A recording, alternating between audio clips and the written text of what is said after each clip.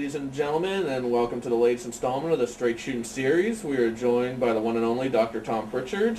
How are you today, sir? I'm doing great. And the date is October 11th, 2004. And why don't we start at the very beginning of your career? Why did you want to get into wrestling?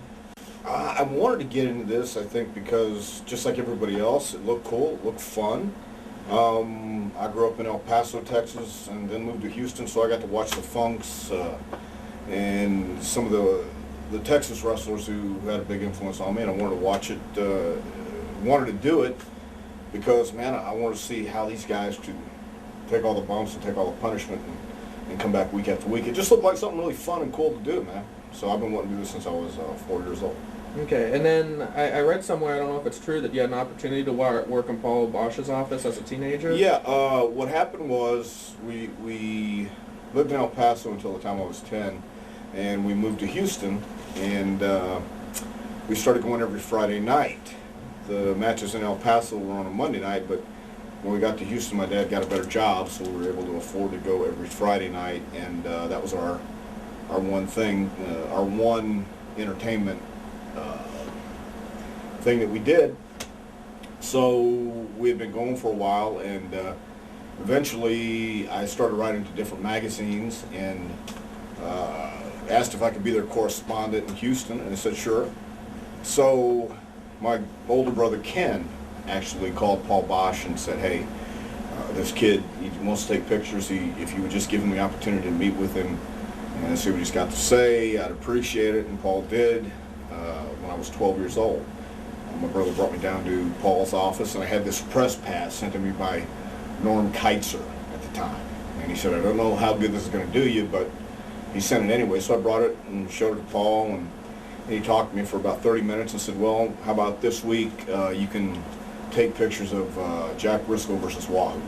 And I did. So that became every other week I would take pictures of ringside, send them to Japanese magazines, send them to Wrestling News, things like that. And then eventually, when I got my driver's license, Paul had moved from his old office to a new office, and I was selling shoes at Montgomery Ward's for like 2 weeks, and was complaining about it in the office to one of the ladies who worked there, and Paul happened to come out and said, well, how would you like to work here during the week? I can't pay you a whole lot, but you cut the grass, you can run errands, you can sell tickets. And I said, oh yeah. And I did. I did that every summer up until I got out of high school, and I started working there on a regular basis and trained, and up until I started actually wrestling. So did you have a chance to work closely with Paul Bosch, or was it more like he told you what to do and then you just did it? Actually, what it was is I would take Paul, usually if he needed an errand run, I would walk with him to Quick Copy or wherever it was, but I would take him to any meeting he needed to go to, or if someone came into the office that Friday or during the week, I would take them back to the hotel.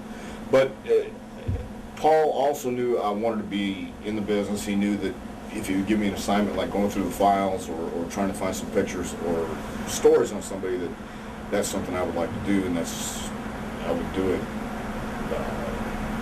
enthusiastically, let's say. But I also, my main deal was selling tickets out in the front. Paul's office was in the back. And again, if he needed anything done around the office, he came and asked me to do it. So Bruce was more closely related working with Paul in the office stuff than I ever was. Okay. What's Paul like? Paul, to me, was probably, I'd have to say one of the greatest, because Don Owens was another great promoter, but Paul was wrestling 24/7. He was a gimmick, but he loved the business. This is all he wanted to do as well, and to me, he was a great man. I've never heard anybody say a bad thing about Paul, and with good reason, because he gave me a chance, and if he saw that you loved wrestling and you loved the business, he let me be a part of that, and he was always about giving people chances, I think. So as a teenager, you really had the opportunity to learn when a lot of people don't. What would you say are some of the main things that you learned maybe from Paul Bosch or just as a teenager coming up in the business? Well, I'll never forget Paul told me one time that he learned from Morris Siegel always pay your bills when you first come in. That's the first thing to do, and keep your word. And that's something that stuck with me. Paul, at that time, I didn't realize was just an independent promoter. He booked his own main events. He used some of the guys from the Dallas and San Antonio booking office, but Paul really got the talent on his own.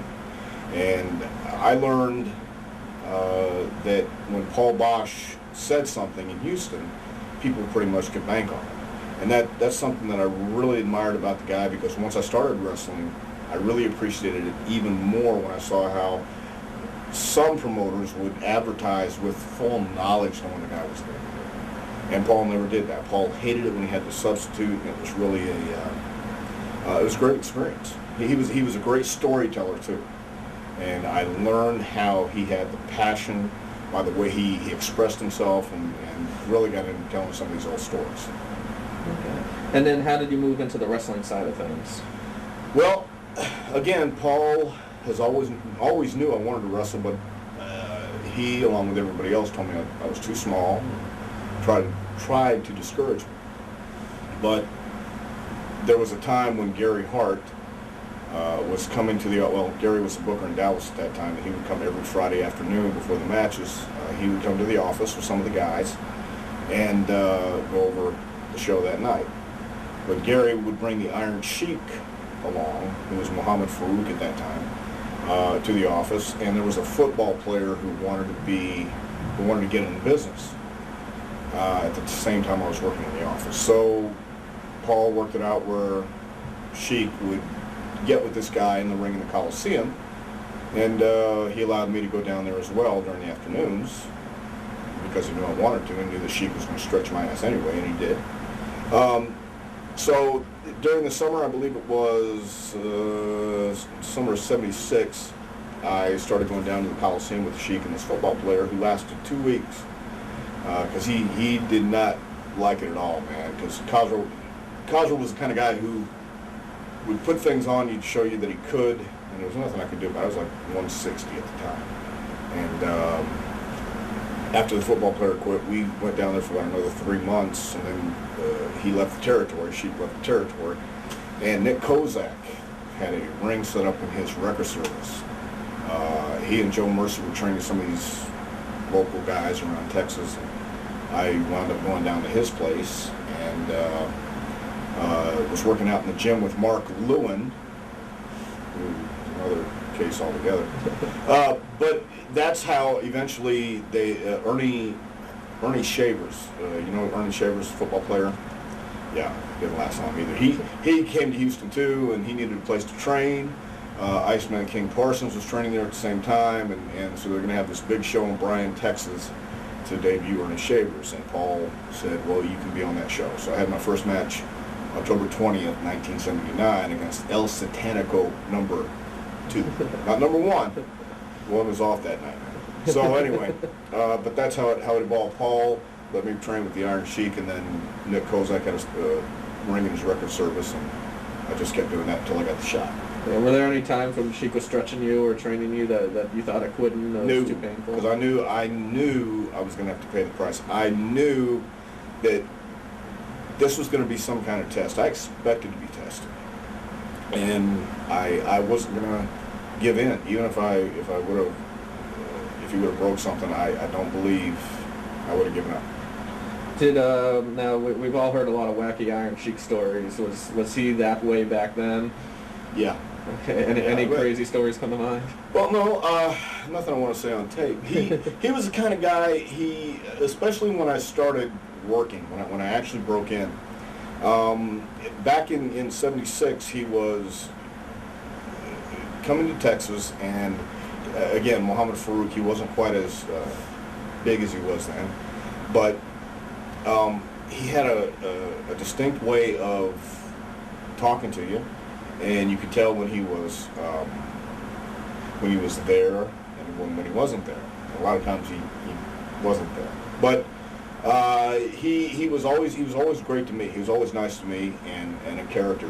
Those kind of guys who just you have to see him to believe him. And I can't really think of anything back in the '70s that he did that was really outrageous. It was later when I got in the business that that I had the chance to see the Iron Sheik in a whole different view. Yeah, nothing you want to share, nothing you can Well, share? no, not really, not, I can't really say anything outrageous that none of the rest of us did. Yeah. We were all there, all partying. What, okay, then once you really started going with your career, were there any veterans that were particularly helpful to you or anybody that tried to hold you back? Originally, when I went to California, Al Madrill was my tag partner, and I'd watched Al back in Texas growing up. And Al was what I thought was a bitter veteran at that time. He was like 30 years old, but he had a lot of, he could be really cool sometimes. There were other times, man, he was just like a real ass. And I got along with Al great, but, you know, there were other times where he just kept really just being a complete jack-off, man, and trying to keep you down, and trying to discourage me. There was another guy, Eddie Mansfield, who just, man, what an ass. He's of 2020 fame for the people. Yeah, well, that too, but even before the 2020, he was just, to me, he thought he was much better than he ever was, and treated all the rookies like shit, and I didn't appreciate that. Chavo Guerrero was very helpful. Tiger Conway Jr. Manny Fernandez, believe it or not, was pretty helpful at the time. There were, later on, I think, I was never really close to anybody. I was afraid to get close to anybody. Even before I started wrestling, I just was always a loner. But there were some people that I thought were pretty cool and kind of helped me along, like the Armstrongs and, gosh, Brad and I have been friends ever since I started in Atlanta. So, you know, not a whole lot of guys that I still talk to, but Brad's one of them. Yeah. Okay. And then you started working for Southwest Championship Wrestling. Yeah. Right. All right. How, any memories stand out to you from there? Any highlights? Well, that was where I met or came across Mansfield for the second time, and again, not really that great of a guy. But for the good memories, yeah, I was having a great time, man, because I was young, and geez, we were partying every night. It was with Manny Fernandez, Tiger Conway, Chavo Guerrero, and we had a hell of a time. And back then, we had this thing called the Royal Order of the Chicken. For some reason, it just started in the locker room, and that was our clique right there. And one night, in fact, this is one of the memories in Southwest that I'll never forget. I was supposed to meet this girl and go out with her, but Chavo and Manny came back in and said, "Hey, man, there's this other chick that wants to go with you. She's fine. She's great." So I came out and looked at her, and I chose this chick over the other girl, and I wound up marrying this chick. And dude, that was a huge mistake. Huge mistake. I wound up marrying her 2 days before I was supposed to go to Atlanta. And when I got to Atlanta, I knew it was a mistake. I didn't tell anybody I got married. We went to the Justice of the Peace, man, and it was just a big, horrible mistake. But I did it, and after I got to Atlanta, Barnett called me into his office 2 weeks later and told me to get a divorce. And I didn't. I told him no, which I regret forever. But anyway, that is something that happened in Southwest Championship Wrestling. Had a daughter from it. Lived with that the rest of my life. So, yeah. But bottom line is, Southwest was a great time because I was young, we were partying, we were having a great time, and short trips. What was it like working the Sam Houston Coliseum during the glory years? That was a cool place because I grew up watching all the guys I admired wrestle there. And just to be in the back now, getting ready to go out there and perform in front of people that knew me when I was growing up, was like, wow.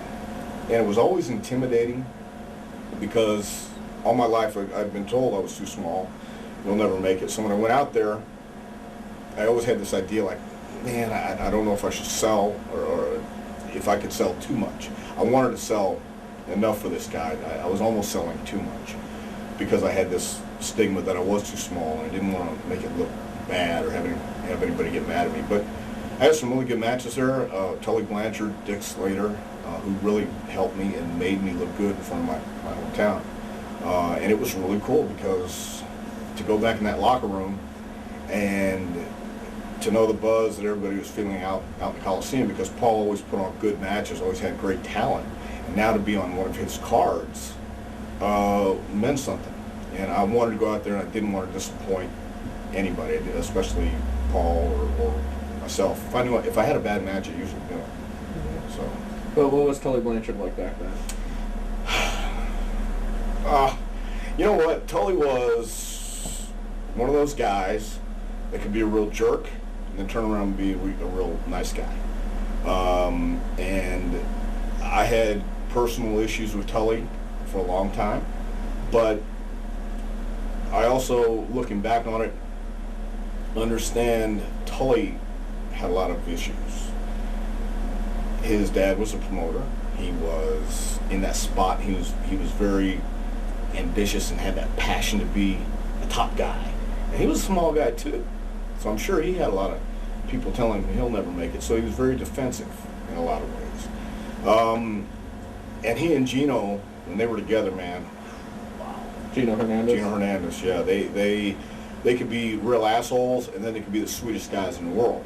And it was later on, I think, that about maybe 10 years ago when I think I got right with Tully. We were okay. But back then he was just what you saw on TV, man. He was Tully Blanchard, one of the four horsemen. He wasn't a horseman yet in Houston, but you knew he was going to be something. And I think to be a top guy, you have to know how to go in and kick the door in and not always be politically correct, but be political. And Tully knew how to do it. Was there any heat from the boys because his father was a promoter, like people thinking he got his push because his father was promoting? I don't think that was it as much as it was just Tully was a jerk a lot of times. I don't think they begrudged him because Joe was always a great man. He was a nice man to most of the guys, well respected. But Tully was one of those guys that give him a little power, and he showed you he had power. And I don't think that just because Joe was his dad had a lot to do with it. It was just that Tully didn't know how to handle success, and I think he wanted to make sure nobody stepped on his God-given right to be a main eventer. You know. Now you mentioned Georgia before. Did you go to Georgia or California after Southwest? Georgia after Southwest. Okay. And you worked for Jim Barnett there? Yes. Who recently passed away. Yes. What was Jim Barnett like? Have you ever heard anybody imitate Jim? All the time. Okay. Well, that's what he was like. To me, I met Jim when he came to San Antonio, and he offered me and I believe a couple other guys a spot in Atlanta. Gino Hernandez was also doing some shots back then. But Jim was a guy who sashayed around and would sit there, and when he'd have a meeting with you, he would tell you what he wanted, and seemed like he let you know he had the power too, but he was always nice to me. He was always, to me, I thought he was up front and always cool to me. So, I mean, I have nothing but good things to say about Jim Barnett. Yeah. Was it difficult to leave the Southwest Territory for Georgia, or was it just your time to move on? It wasn't that difficult to leave because I wanted to travel. Yeah. So, I mean, it was time to go, and I really didn't want to wrestle around my home until I was ready to come back. And I knew I wasn't ready yet. I knew the seasoning. I knew that going to Southwest I was going to do jobs, and I did. And that's fine, but I wanted to go somewhere else where I could at least see if I could make it or see if I could get another opportunity. It was time to go, though. Yeah. Plus, Atlanta was on TBS at that time. Okay. And any favorite memories from working in Georgia? You know what? I made some really good friends. We traveled with Tommy Rich, Nick Patrick, Brad Armstrong. When Piper was there, he traveled with us. Jimmy Garvin, Johnny Rich, I met some really good people there that to this day, like I said, Brad Armstrong and I are very good friends, and I learned about that time whenever we went somewhere with Tommy Rich, everybody knew. It was incredible to me that we could go into someplace in the backwoods of West Virginia, and somebody would know Tommy Rich. It was really cool back then. Staying in the bar after hours and everybody else closed it. They would close the bar off to everybody else and just keep us in there and let us do our thing. It was a really good time, man. Buzz Sawyer was there. He was as insane as you could get, but it was cool. You know what I mean?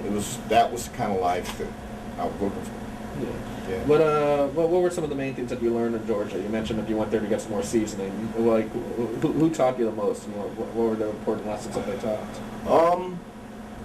I remember working with Wrestling 2, and talking to me during the match, and I'd try and do something, and he'd snatch me back, so that's a good way to get yourself pinned, or something like that.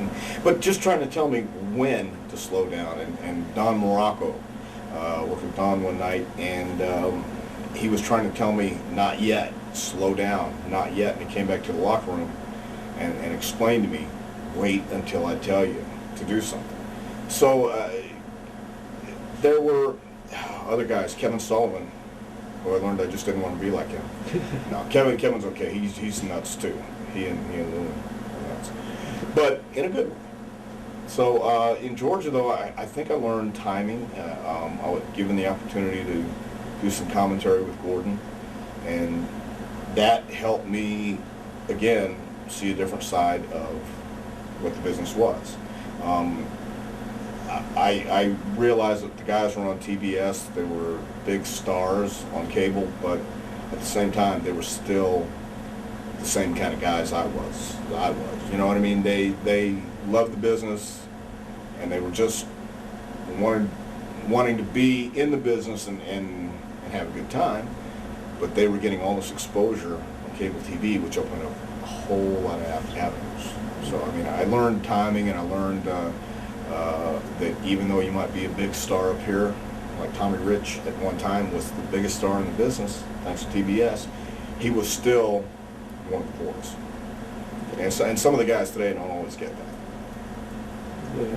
What was Tommy Rich like? Was he as crazy as the story? Nah, it's about crazy. Tommy was crazy as I. No, he was yeah, but he was a good old country boy, man. He was great. To me, again, I got in this business and I was around some pretty crazy people. Tommy was crazy, but he had a great heart. If you were his friend, you were his friend. And but again, everybody was pretty crazy back then. That was the business, man.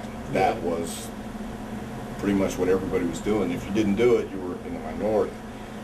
Now, if you do it, you're in a minority. You know what I mean? Yeah. But Tommy was could be loud, boisterous, liked to drink, liked to do whatever he could do, and you know, he'd sometimes get on us, you know, I drank a beer with me, pussy.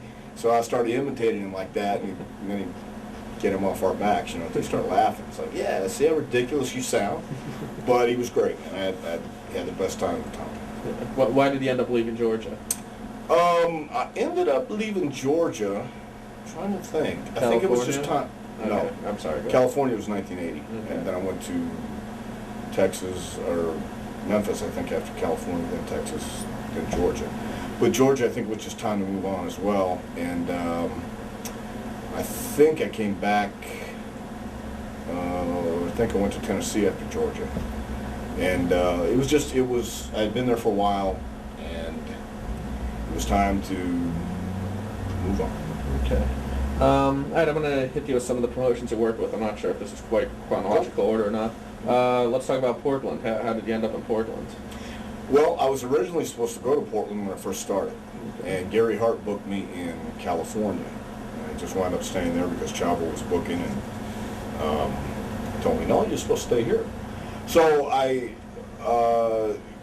wound up calling Don Owen I guess it was after a Tennessee run, or after, it might have been after Georgia. It was '84, I think. And got booked there on my own and went up to Portland. And I'd heard about Portland all these years, you know, with the Palmer and the sports arena and things like that. And when I got up there, Buddy Rose was there, Kurt Hennig, Rip Oliver, Dave Patterson. So I got in there, and there were some guys that I knew, and I stayed there about a year. And Brett Sawyer was up there, and we became a team. And I saw how Portland, not only for wrestling, was a place where you go and learn your craft, but like some of the early sportscasters or newscasters go up there too, because it's way up in the Northwest. Nobody can really see it. And you learn your craft and learn how to talk, and they have 2 out of 3 fall matches, and you went back to the locker room during the match, during the falls. And Don was another guy who gave you his word, and you could live by it. They had characters there like Elton Owen, his brother, who the first time he'd meet you, say, "Hey, can you shoot?" What? Yeah. So I mean, he had a shooting champion, and I was a shooting champion. Not like shooting, like wrestling, like shooting a gun. Okay. Like wrestling. Okay. Okay. But it was a work. I mean, because everybody would go out there and he'd give you like 20 extra bucks if you won, or 15 if you lost, so you guys just split it. You know, it was a great place to go and learn. It's a great place, again, to have short trips, learn from some veterans up there, like Wiskowski and Rose and Rip Oliver, and some of the guys who just came up. I had 2 matches with Ric Flair when I was there, and I wouldn't have got that anywhere else. So, what was it like working Flair? Well, it was very cool because he was the world champion and he's Ric Flair. But he was so easy and didn't take advantage.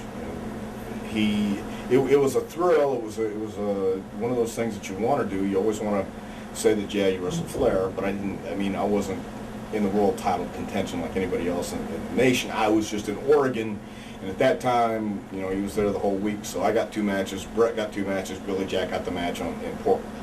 So it was a pretty big honor, man. It was pretty cool. Yeah. And Rick came in and made you feel at home, and no wonder he was a world champion, because he'd come in and joke with you and laugh with you and get in the ring and have a good time. And that's what the business is about. Yeah, having a good time. Any good road or prank stories from the Portland territory? I know there are some, but any that you can share with us? Well, let's see, from Portland? Yeah.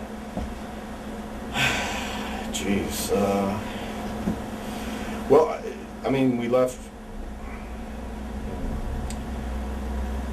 I don't know, man. There's rats and there's dogs, things like that. You know, Brett Sawyer's dog threw up in my apartment there when Brett and I were out experimenting with some things in Oregon. Man, during that time there was a lot of shit going around. I mean, there was mescaline, there was pot, there was pills, there was all kind of stuff back during that era. Not just Portland, there was everything. And a lot of shit we did. When Mondo Guerrero got there, we went out and it was tequila. And we did a lot of things that I'm not really. I can't think of anything that really came up that would be that hilarious or things like that. I'm sure we did, but honestly, I can't remember. So. All right. Then from Portland, why do you leave Portland? Was it just another case of it's time to go? It was another time. I'd been there over a year, and I was going to go home and try and get something else going. I think it was Tennessee afterwards. No, excuse me, I take that back. Mid-South, maybe? Mid-South, because I came home during Christmas and worked a show for Mid-South, and then I talked to Bill Dundee, and he said he called me up and said he could book me like in February, I think it was. What year are we in? 85, I think. Okay. And in February I came back working for Mid-South, but it was one of those things where Bill had been there for a while too with the Rock and Roll Midnights and things like that, so his time was ready to be ending too. I spent some time in Mid-South, lived with Brad Armstrong and Tim Horner. We lived in Baton Rouge together, and we were gone every day. And then Bill was leaving and asked me and Pat Rose if we'd like to go to Memphis because he was leaving. And he was going to put Pat and I as a team called the Heavenly Bodies. And Sherry Martell was our manager. Got to Memphis, and I'd been to Memphis a couple times already, and it was god-awful, but this was even worse. I mean, just the houses were down. It wasn't, I mean, again, I've always been a loner, and Pat was a nice guy. Pat was a good guy and all, but we just were two different people. Sherry and I got along great because she was more along the lines of like I was, insane. And so after Mid-South, that's where I turned heel on Horner. And they brought me to, Dundee brought me to Tennessee, and we were a heel team and lasted a few months there until all of a sudden I broke my ankle in Tennessee. And Stan Lane actually came over, as Pat and I working against Stan and Steve Kern, nailed me off the apron, and I went down. I felt my ankle just broke. I didn't know it was broke. I wrestled on it for a week, just taping it up. And finally, I went to the hospital with Sherry Martell's roommate, who was a nurse. She took x-rays and they put me in a cast. So I was pretty well screwed. I was living in a hotel room with Wendell Cooley, Taurus Bulba, and Billy Travis. So there's four of us living in this one hotel room. And if you can imagine, it was interesting. But my dad and a buddy of mine came up to drive me back to Texas, and I went back and stayed in Houston for a little while I was recuperating on my leg. And that was the year the space shuttle blew up. So what year was that? Yeah, right. It was the year Gino died too. 86? Must have been. Because I'll never forget, I was laying on the couch when my dad came in and said, hey, the space shuttle just blew up, check this out. I was watching on TV. I think shortly after that, Gino was found dead. And so I was laying at home, and we went to Gino's funeral. And on the way to Gino's funeral, my brother and me saw on the Summit sign, it said Twisted Sister tonight. So we went to the funeral, and we came back and went to the Twisted Sister concert that night.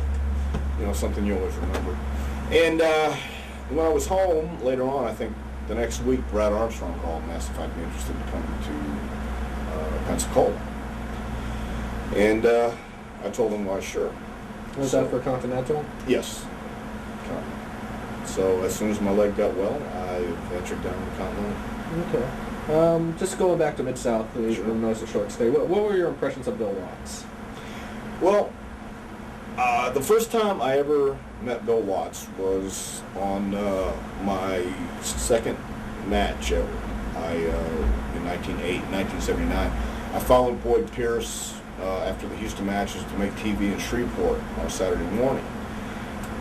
Bill was in there going over TV, and I said hello to him, and he just did his head nod, and I thought, well, what an ass. But when I started working for him, you know, Bill was one of those guys that if you weren't 6'3", he didn't really look your way too much. And I was kind of intimidated by him too, because he's a big, you know, rough-talking, badass kind of guy, and I just was happy to be there. Just thank you for taking me. But then he came up to me and asked me one time if I'd ever thought about being a heel. And I said, yeah, every day, man, because he could tell when I walked in the ring, and I had all this shit on my mind, I just was walking like a heel. I was feeling like a heel. So he gave me the opportunity to turn heel. And I was never close to Bill or anything like that, but I then saw a different side of him, the way he explained things, and just his demeanor. He had to be rough. I think he had to be have that way about him because he was the boss, and that's the way he had to handle himself during that time period of the business, because you had a lot of guys trying to con you and work you, and he knew that because he was probably one of the best at conning and working, so he had to be on his guard, and he wasn't going to let anybody walk over him. He was a businessman, I think, who was pretty sharp, and he knew what he wanted, man. He knew what he wanted. If again, I knew I wasn't a big part of his organization because I wasn't a giant, so I really never pushed things. Then when I saw Eddie Gilbert and these guys come in and rock and roll as they got over, well, again, looking back in hindsight, I saw that it was perception. It's how you did what you did. And Ricky Morton was one of the best, I thought, that selling and getting over like that. So, and then Bill recognized that. Is that kind of like wrestling bigger than you are, or is that what you mean? Yeah, but at the same time, Ricky also could get sympathy, and when he fought back, he really looked like he was fighting back. Whereas, and I'll never forget this too, Bill Watts said this to me one time, it was in a house show, I believe in New Orleans.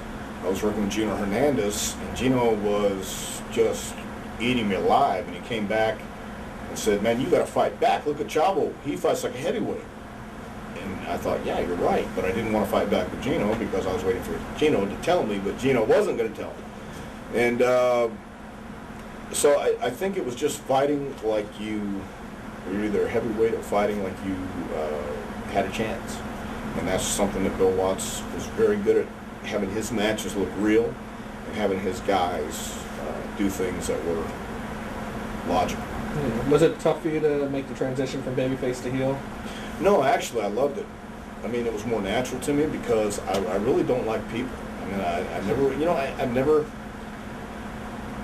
always been on my guard because I always thought people were full of shit. When people tell you you can't do something, you become very defensive.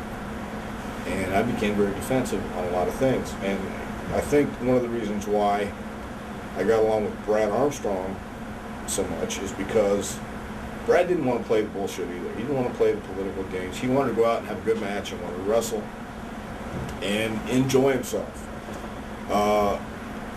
And that's kind of what I wanted to do. But in order to get ahead in this business, you have to play the game almost. I mean, pretty well, no, you do. You have to be ambitious. You have to go in and believe in yourself enough. But being a heel, I believed in myself. I believed I was more of a guy who wasn't necessarily happy all the time, and it gave me a chance to portray that in the ring because it was real. Yeah, when you were working as a heel, did you have to relearn some stuff, or was there new stuff you had to learn, or were you pretty much set and ready to go after everything you've experienced so far? Well, I had to learn timing, but at the same time, I kind of knew that as a heel, I was going to sell for the babyface, and I wanted to help this guy get over. And a heel back then too was the guy who called the match, and I'd been working maybe close to 5 years by then, and I kind of listened to everybody else call the match. So now it was up to me to feel it and call a match. So yeah, I think I had to just relearn timing in a heel way and learn how to do things at the right place at the right time, and not kill anybody's heat, not kill anybody's comeback, or not kill my heat, what little I had. All right, going to Continental, what were some of your favorite matches, or least favorite matches, or angles, or anything from Continental? I had some really good matches with Tony Anthony, Great Black Boy, and man, I had some, anytime I got in the ring with, again, Brad Armstrong, good matches. Continental, man, a lot of guys came through, and I just had the opportunity to go in, and everybody I worked with there was actually very cool. But I think Tony Anthony and Armstrong were the ones I had the best matches with. Well, what did you think of Robert Fuller as Booker? Well, I like Robert Fuller as Booker because he, again, I've heard both cons on Rob that he wasn't very serious about things and wasn't the greatest booker in the world. He put me in matches that I enjoyed. No, we weren't drawing a whole lot of money back then, but I think that was when the territory part of this business was actually tapering off, and they at least kept that alive for a while. And I thought he was a decent booker. Ron came along, and they switched the book, I think, every... Eddie Gilbert came in at one point. Yeah, when Eddie came in, Rob took off. When Eddie came in, things kind of took a different direction. We drew some good houses, but at the same time, there were times when Eddie would go off on these tangents sometimes, and wasn't always best for business. Yeah, like what kind of tangents? Well, for instance, I'll never forget in Birmingham, Paulie, Doug, and Missy went out to the ring. Paulie Dangerously. Yes, Paulie Dangerously. They did this promo, and it went on for like 20 minutes, and I don't remember what it was about, but people were getting bored and booing, and nobody cared about the story they were telling. And they tried to make it the Eddie Gilbert show, I guess, and it just didn't gel for what was happening. And, you know, there were, I guess, people who were used to the way the Fullers did things, and there was Eddie coming along trying something new, and it worked for a little bit, but then there's other times when he did things that just didn't always click. Yeah. Do you think overall Eddie was a good booker, or maybe it was the wrong territory for him, or do you think he just... Possibly. Yeah, I think Eddie had some really good ideas, and I think Eddie, he definitely had a passion. He knew what he wanted to do, but sometimes I think he maybe went out on a ledge and never came back. How would you describe Eddie Gilbert as a person? I thought Eddie was a great person, good person, but again, and not speaking out of line here, but we all had our demons. I had mine then, and he had his. We all were there. But Eddie was one of those guys that I really liked, but I think that there were things in his life too that he couldn't control all the time when they took over some of his personality at times. But he was a great person. I never had a crossword with him. How about Paulie Dangerously, Paul Heyman? What was he like back then?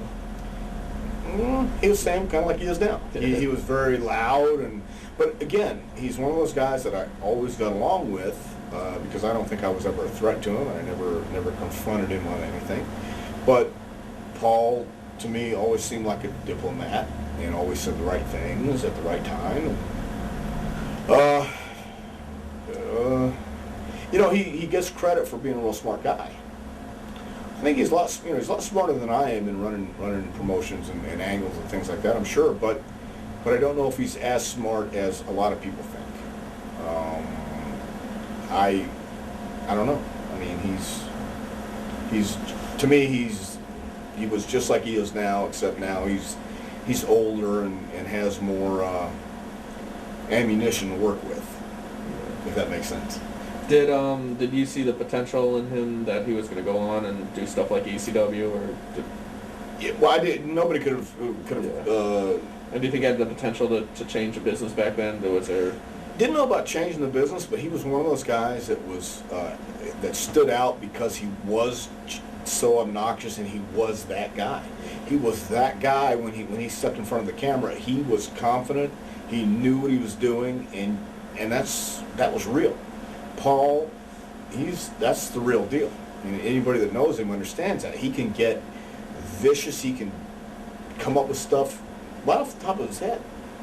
And I don't know if that's because his dad's a lawyer and he knows how to do stuff like that, but Paul, you could tell he was going to be one of those guys like a Heenan, an Albano, or Wizard. He was going to be a top manager, just like Cornette. Yeah. How about Missy Hyatt? What was she like back then? Why are you asking? Well, Missy was kind of, let me see how to put this. She was kind of a ditzy blonde, man. I mean, she was kind of goofy. The blonde stereotype, that's how I heard someone describe it once. And she was kind of out there, man. You know, I didn't cross her because I didn't have that much dealings with her. Although I know what you're going to get to, where I wanted to make her mad or anything like that. And then, of course, a couple years ago, she told me she's going to write about stuff in her book. And when I read it in her book, what she wrote, I saw her at a Florida show and said, "Missy, that's not what happened. That's not the way it happened." And she said, "Well, that's the way I remember it." So. Okay. Do you want to counter what she said now? Or? Well, what happened was, I mean, it's nothing bad. I mean, she put me over in the book. I don't know if you read it or not. No, I didn't. Okay, well, in the book, she does a real good job telling me. But what happened was, it was my birthday, and I didn't really want to ride to the town with Missy.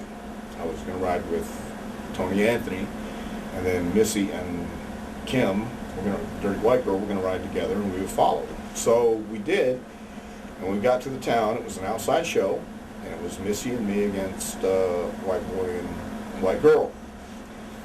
Last match, we had it finished, and then I told Tony to meet me at the store.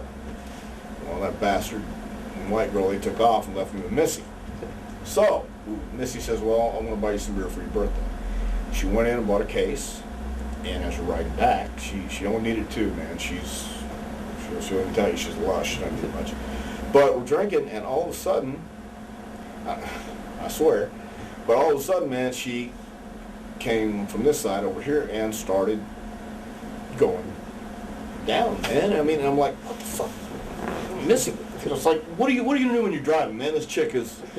I mean, I felt bad because it's Eddie's wife, and plus, you know, I mean, I wouldn't want anybody doing that to me, but she did that. So, you know, that's what happened. That's what happened. She was what she was, and I knew then too, man, that she didn't. She could say things in a heated battle that might come out, and you don't need it to come out. You know what I mean? So I never really pursued that. Never really. You know, she's the one who pursued. Yeah. All right. You mentioned around this time that the territories were beginning to dry up. Were you getting concerned about the state of the business around this time? You know what? I really didn't. I wasn't getting concerned as much as I was always just wanted to go somewhere else and be in the business. I never thought I'd work for New York. Never. And Bruce was already with Vince at that time. But I always thought Tennessee would be there, and just always had Tennessee to count on. And it wasn't that the territories were necessarily drying up, but business was really down, because if you weren't on WWF at that time, you weren't considered a star.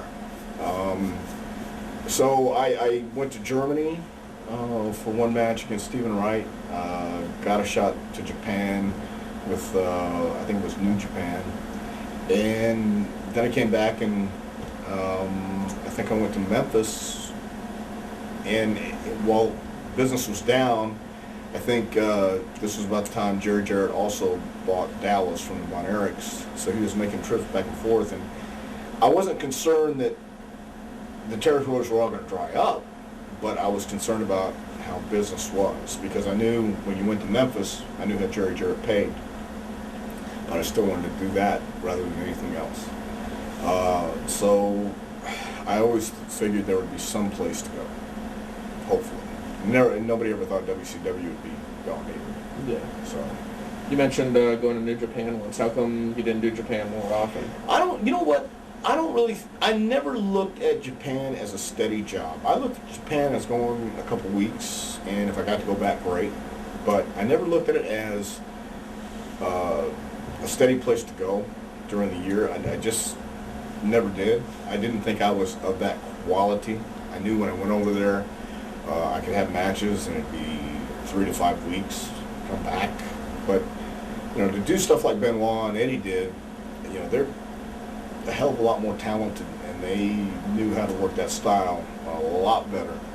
And I just never really pursued that either. Did you like that Japanese style? I didn't mind it, but it wasn't something I wanted a steady diet of. Yeah.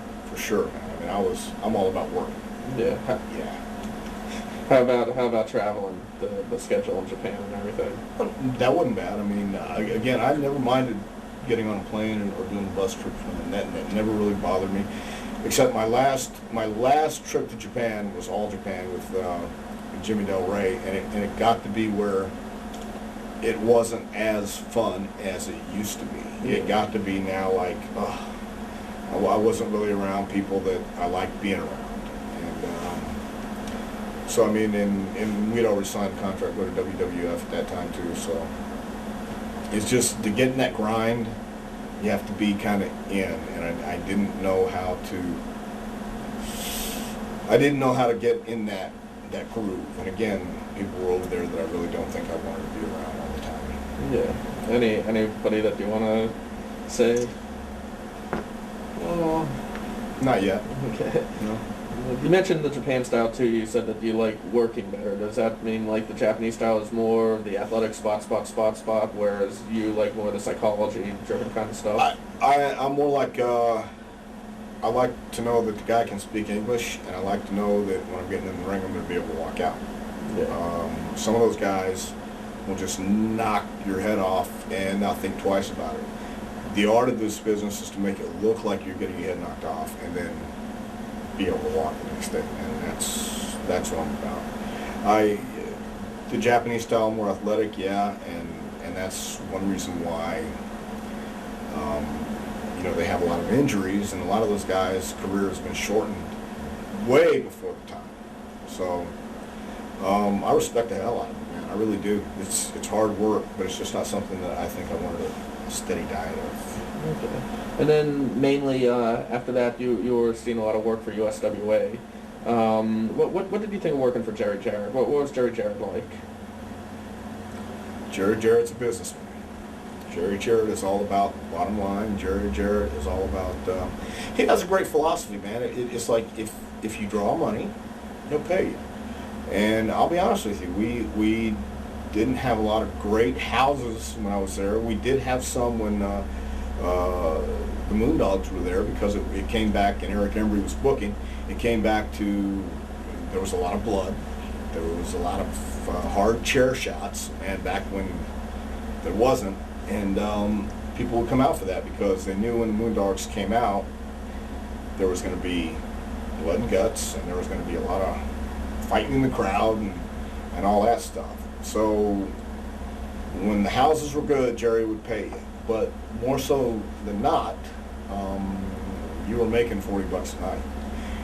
And again, nobody came to me and said, hey, we want you to be in this business. We're going to make you a millionaire. That's not why I was in it. I was in it because I loved it. And Jerry Jarrett, to me, is still one of the classic old-time promoters, because he made sure his business was taken care of first, and he paid the guys after that. How about Jeff Jarrett? What was he like back then? Well, I got to say this too. I know a lot of people don't like Jeff, and a lot of people think he's overused, but I've always got along great with Jeff too, because I was a heel, and it was my job to get the babyface over. He was one of those guys, when I got in the ring with him, we clicked. Again, he was in a bad spot because as the promoter's son, people are always going to look and say, well, he's being favored, he's being protected. Jeff got a lot of heat when he drive a new car, and we're all driving beat up pieces of crap. And of course, it's not Jeff's fault that he was born into that, but some people felt that way. Jeff, to me, he was that baby face. When he stepped in the ring, he had fire, and I always enjoyed working with him. How about Eric Embry as booker? Did you think he was a good booker? For what he had, yeah. I think he was. For what Eric had to deal with and what he was up against, Eric knew that blood was going to draw in Memphis and Texas. So Eric kind of got like every booker. He's going to make sure he's taken care of. But again, I wasn't in the position to push anybody and say, asshole, if you don't do this, I'm going to leave, or if you don't do this, this will happen. I got along great with Eric because I knew my spot, knew my role. Same thing with Jeff. I knew my spot, I knew my role as a heel. If I could go out and make Jeff look good, if I can go out and compliment Eric as his partner, I was going to get booked and I was going to get used. And just thankfully I was there at the right place at the right time. Now, with USWA, you guys also had the ESPN television. Right. Did everybody think that was a big deal at the time? Like, it was going to make it into a major promotion? Well, I think everybody was happy with it because it was coverage, but again, that was in the afternoon, and I'm pretty sure everybody didn't. I don't think everybody believed that USWA was going to compete with WWF at the time, but it was something that we all liked doing. I think I liked doing it because you got to go to Dallas, and it was on a national outlet. And it also gave me a chance to, again, do some more commentating and do some more things, and it was in Texas, and so it gave us another outlet to go to, and people looked at it differently, I think, in Tennessee, more so than anywhere else. Yeah. Did what ended up happening with USWA? Why did you leave, or was that at the point where USWA really started failing? Well, what happened was one of those things. The last time I came in, there were no guaranteed contracts or money or anything like that. But I talked to Jarrett, and asked him for just a weekly guarantee because I was working with Jeff. I was doing commentary. I was doing whatever they wanted, and at that time I had learned enough in the business to know that you have to ask the guy, because he's not going to come to you and say you need more money. So I wasn't asking for a whole lot, but just for a weekly number. I mean, and that's all I wanted. And again, it was just enough to get by. And once that ended, once Eric was leaving, I knew the end was near. So once again, I just said, I'm going to take off. But that was also at the time that Smokey Mountain was coming in. And Jim Cornette had already called me and asked if I'd be interested in doing that. He also called, Cornette also called Tony Anthony, asked Tony, and Tony immediately gave his notice. But I waited around, and then Jim told me that this is the date I'm needed, and so finally I gave my notice. But it was, again, the guarantee had run out, and it was time for Smokey Mountain to open up. Yeah. Any favorite matches or least favorite matches or road stories from USWA spring to mind? Again, there's road stories, and there's a lot of things, and I'm sure I could think of some of the stuff I could say, but at the same time I don't incriminate anybody. But Jeff Jarrett, again, we had matches. One match in particular, a cage match, where it was in the Pipkin Center instead of the Mid-South Coliseum that night. And that's one of those matches that I keep playing back because everything we did just clicked and just happened. Eric Embry and myself against Jarrett and Lawler. Working with Lawler was always great because he's, again, I hated Lawler. I hated Lawler when I first got to Tennessee, and he knows it. But once I kept going back and seeing, again, his position, I got a new respect for him. And now that he, as the years have gone by, I have the utmost respect, and I like King a lot. I know what kind of guy he is, but I like him. And it's just part of the business. But I had a great time working with Lawler and Jeff. The Moondogs were good matches, interesting matches, because they were just banging the living hell out of you with chairs, and you hit them back, and people were excited for it. So, and of course, I had great road stories with Jeff. One night, Jeff and Frank Morrell and myself were coming back from the bar in Louisville, Kentucky, Troy Tiger, and we, it's no longer there. We had been out all night, and we pulled up to into the hotel, and another one of our friends was coming out, so we stopped, and Frank put on the flashers. We talked for about 5 minutes, and they took off, and we were going into the hotel, and Frank couldn't figure out how to put the flashers off. So, again, in the state of mind we were in, you had to. But anyway, so they wound up dropping me off. They had to go to the garage across the street from the hotel, and the guy just said, "Oh yeah, here's how you do it," and pushed the button. So me and Jeff helped about like that. We had a lot of nice times. Yeah. How come you hated Jerry Lawler when you first met him? I thought he was pompous, arrogant, and I thought he came across and treated me like a piece of shit. But that was my first trip there, and I was a rookie, and I was green, and I felt like he was, something just didn't hit me right about Lawler. But again, as I kept going back and I kept seeing Jerry's position as an owner, as a guy who has to take care of his part of the business and take care of himself, I understood it more. But when I was green, I looked at this guy and I just said, man, this prick. But now again, looking back and understanding what he had to put up with and what he had to deal with, and the way the business was back then, you did have to watch out for number one. You still do, but now I understand Lawler's gig a lot more. Okay. Turning our attention over to Smokey Mountain now.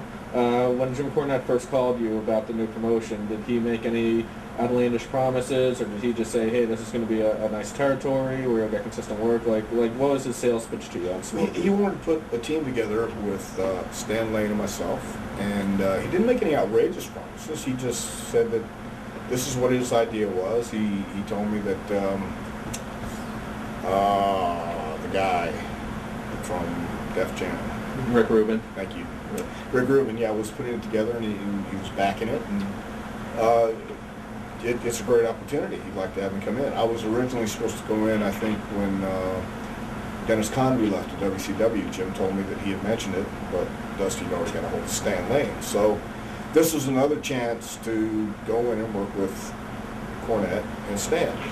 For me, I looked at it as an opportunity to work with Cornette and Stan and be in that spot, because that just, the rub from those guys I thought was be excellent, and it was, because I always respected Jim and I always got along with Stan, and that's what I was looking for. I was looking for something that'll get me out of Memphis, and it just happened at the right place at the right time. Did Cornette say that you guys were going to be the top tag team? Yeah. Well, I knew when he said that we were going to be his team, I knew we would be the top tag team, because that's Jim's deal. Yeah. He was going to take care of it. And knowing Jim, the way he could promo things and push things, it was like, this is a great opportunity. Yeah. So it was very good. Did you think that Cornette would be able to handle running the whole territory, booking, running it, being talent, all that? I was hoping so, and I didn't really know who he had on his staff. He had mentioned that Tim Horner was going to be there helping too, but I didn't know the entire setup. I just knew that Jim was going to give it a go, and it was in Tennessee, man. It was Knoxville. And a lot of my friends were going, and a lot of people that I knew. So I knew the atmosphere was going to be fine. I knew the atmosphere was going to be good for me. And again, working with Jim Cornette, I thought was a great idea. Now, at this point, pretty much the territories had died out. Mm-hmm. Did you think that this maybe could help bring back the territories? I was hoping this territory was going to last. I was hoping that great things would happen for it. Again, knowing that Cable was really taking over and Vince was really making his guys the superstars, and most of the guys who were on top were already with Vince or going shortly. So I was hoping that this would be something to take off, and hoping that East Tennessee was going to be kind of like Memphis, in a sense that in Memphis it's almost a throwback, almost in a time capsule where they still want to see wrestling. And that's what it was going to be. I mean, I don't mind doing the Southern wrestling part. I mean, I didn't, because it was kind of what I grew up on. But at the same time, Jim found out, we all found out that when you compete with WWE, you can't, because the guys they see on cable are the guys they feel are the stars. Jim Cornette was a star because he had been in WCW. Stan Lane was, but some of the other guys, myself included, weren't necessarily looked on as the big guys in wrestling. Rock and roll was, yes, and that helped too, because we got to rub off them. But I was hoping it would. Didn't know if it would or not. Smokey Mountain kind of became the darlings of like the smart fans at the time, which there are a lot less of them then than there are now. Right. But did you think that it was going to get that kind of cult following? That really never. I knew Jim had that cult following. I knew Jim because he's one of those guys with all his eccentric ways. People knew they wanted to get inside Jim Cornette's mind, so he had that hardcore following. They wanted to always hear what he had to say, and he was always entertaining. I didn't know about the cult following. I knew we had kind of a cult following, but I didn't know how strong it was, didn't know how weak it was. I just saw that, you know, we drew a few good houses, but in the end, it was like a one-man show. And Brian Hildebrand was getting sick, and he tried to help and tried to push things, but it was hard, man. You can't do it by yourself. And I don't know if it would have ever taken off like ECW or not. Yeah. Was there anybody that tried to help Cornette, and Cornette just didn't really want the help, or was there just nobody to really help him? No, I don't think there were that many people who really stepped up and offered. Casey O'Connor was a guy who I think was supposed to put out posters, was supposed to help, and it was Mark Curtis, and it was Sandy Scott. I think Tim Horner was supposed to help, but I don't know, because I really wasn't privy to what was going on inside the business operations of Smokey Mountain. I really didn't even get into it. But I think in the end it was just pretty much Cornette trying to do things on his own and getting all the TV spots and whatever other advertising we had. So I don't really know who stepped up, or I know I didn't. I didn't offer to help, so, and a lot of the other boys didn't. We were just worried about getting paid, which was pretty selfish on our part. Yeah. How would you describe Jim Cornette as a person? Well, I would describe Cornette as a person, as a guy who's fiercely loyal, almost to a fault.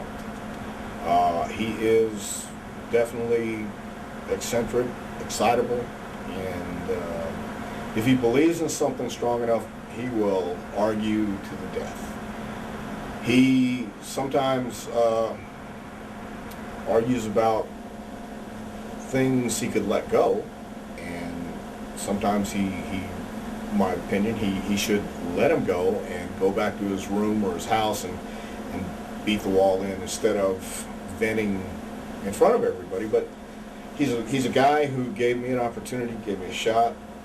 He has been loyal to me. He has been great for me, and I think without Jim Cornette, I know I wouldn't be where I am today.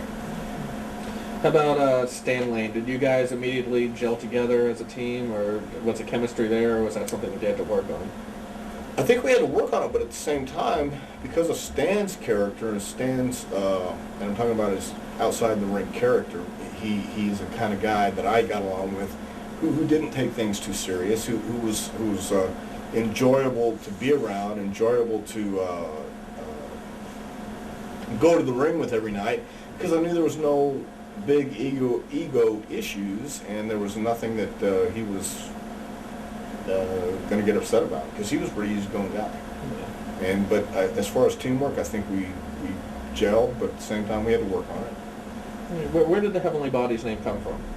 That was a Cornette idea, but I'm sure it was Don Green, and Don and Al Green were called the Heavenly Bodies back when Jimmy was growing up. Yeah. Yeah, but of course, again, as I said earlier, in Memphis, Pat Rose and I were the Heavenly Bodies too. But Cornette's idea. Okay. What was like the road schedule like in Smokey? Pretty easy, man. It was I'm trying to remember the names, like Pikeville and Johnson City and mainly East Tennessee, some North Carolina shots, West Virginia. I think we did Beckley, West Virginia. I don't remember all the towns, but it was pretty easy, real easy. Okay. Looking at some of the guys that you wrestled, you worked Bobby and Jackie Fulton. They worked as the Fantastics. Yeah. Any memories of working them? Yeah, definitely. Bobby, always been a great guy, excitable. Jackie, I think it was in Pikeville.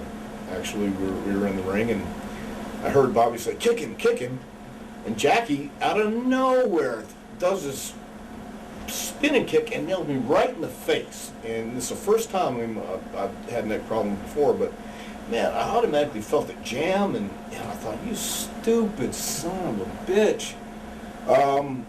And he didn't mean anything by it. He's just, wasn't the sharpest knife always, I guess. And I don't mean that mean or nasty. It's just, he kicked me in the face, and it's the first time I went to a chiropractor, and it just, God, man, it killed me. Had some good matches with him, though, and Bobby was always great to work with, and Jackie, I think, got a little excited. Okay.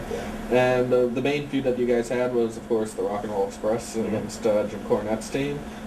Any matches stand out against them, or memories of working the Rock and Roll Express and Smokey? I like the we're a loser league town. We were getting ready to go to WWE, and it was in Cage, and again, working with Rock and Roll was really, really easy, and because they already knew they were over, and all they had to go out and have a match and take your time and enjoy it. That's what Smokey Mountain was really with those guys. It was Cornette's team against the Rock and Roll Express, so it was already made. You just went out there and you got the heat on Ricky, gave Robert the tag, and had a hell of a match. I mean, we just had to find new matches to be in. So, yeah. What kind of guys are the Rock and Roll Express? Well, good guys to me. I got along great with both Ricky and Robert, I thought, and I thought they,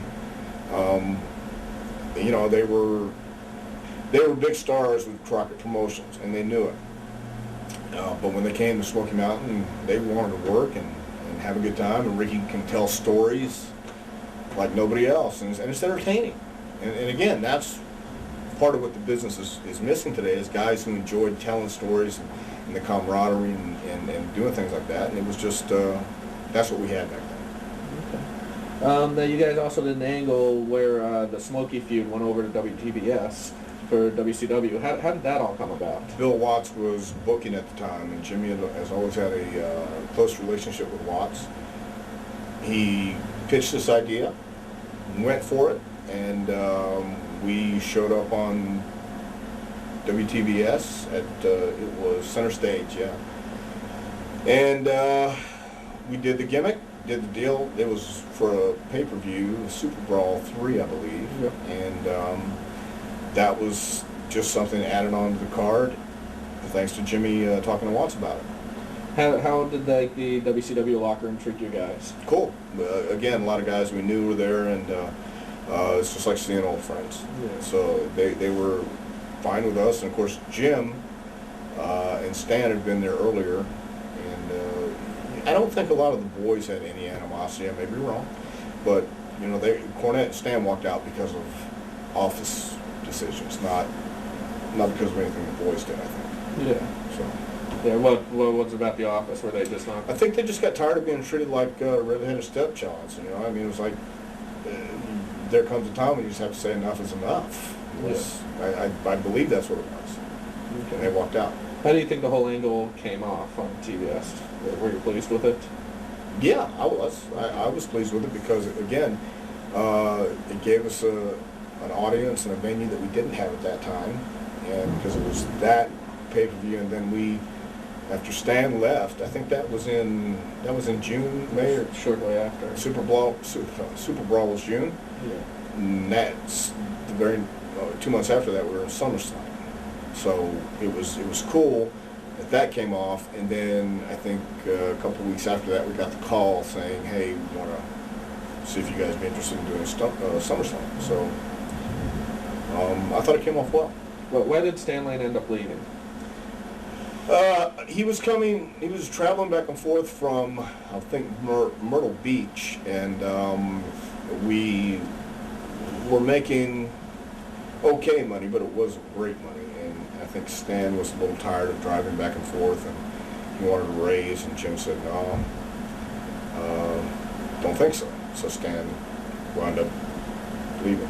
What was your reaction when you found out that the team was? I was disappointed. I was disappointed because I like Stan, and it was easy on the head. So I was a little disappointed because now, where are we going to find a partner? Who are we going to find? So I was had a little anxiety over that for a little while. Yeah, and then how did Jimmy Del Rey end up getting that spot? Kevin Sullivan had the suggestion for Jimmy Del Rey because Jimmy had got Kevin booked on some shows, and they were good friends, which is fine because I have no problem with anybody getting a shot, getting an opportunity. When Jimmy came in,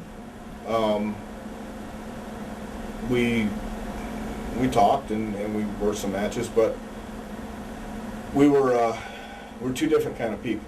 You know, I listen, man. I like partying and just like the next guy. But you know, and I spent 15 weeks getting cleaned up. So I mean, I don't party anymore. But back then, yeah, when I did my thing, I'm not the kind of guy who likes to go into a bar and be loud. Hey, we're wrestlers. Hey, you know who we are? It's just not my deal. But Jimmy, sometimes he was one of those drunks that had to be loud and let everybody know that he's a big time star. And it just didn't. We just didn't mesh outside the ring. Inside, we did our business and did what we had to do. But there were just times when I don't think he trusted me, and I didn't trust him. So I don't hate him. I never hated him. I wanted it to work. But there were things I was telling him that I think he thought I was trying to hold him back and hold him down. When in reality, I was wanting to try and smarten him up because of what I knew was hurting us. And what were some of those things? Being drunk and stupid. Yeah. Being drunk, stupid, and doing things that could not just hurt us professionally, but personally. And I don't know how he took that. I mean, I think he took that the wrong way, like I was trying to hold him back from being a star. And that wasn't it at all. But you know what, man? I mean, I thought he was a talented guy, and I thought that if he would have just kind of chilled on some things, maybe everything would be okay. But again, that's his personality, and this is mine. Yeah. Before Jimmy Del Rey came in, did you make any suggestions as possible tag team partners? No, I didn't know anybody. I mean, Brad Armstrong, again, he was working in WCW, and I didn't really know anybody that would be interested. Couldn't even think of anybody. I wasn't even, couldn't even come up with anybody. So when Sullivan came up with this, and Kevin came up with it pretty quick, so there wasn't a whole lot of time to dwell on it. I'm sure Cornette had to fill that spot pretty quickly too. Yeah, and again, thinking that Jimmy was a tremendous worker, and he could do some great stuff in the ring. It's just that something else. Once I stopped wrestling, was that you really do have to be able to trust your partner. You have to really be able to have that chemistry. Not all the time outside the ring, but you do have to have it outside the ring to an extent if you're going to be successful. When we went to when we first got signed with WWF, I thought, oh man, this is great, but at the same time, I didn't want to be there with Jimmy knowing what I knew if he was going to keep being the way he was. But I bit the bullet, and I tried to be positive about it. I thought I was, but then I found out that can't always be positive and have it go that way.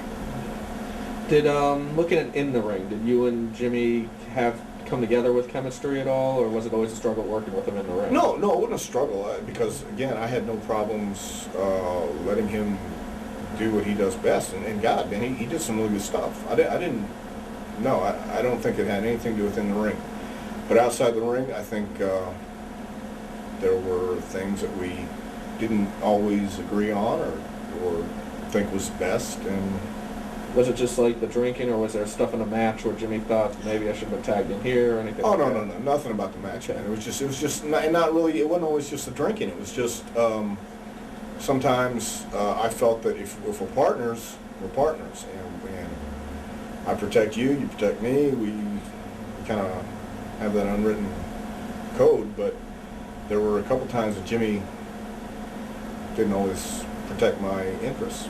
Well, what do you mean? Well, for instance, let's just say this. I was, again, I'm no longer stoned or drunk, but there was a time when I was pretty fucked up all the time. And when I was somewhere where I shouldn't have been fucked up, Jimmy let everybody know that I was. And it's like, wait a minute, we're partners. You don't sell your partner out in front of people that could ruin you.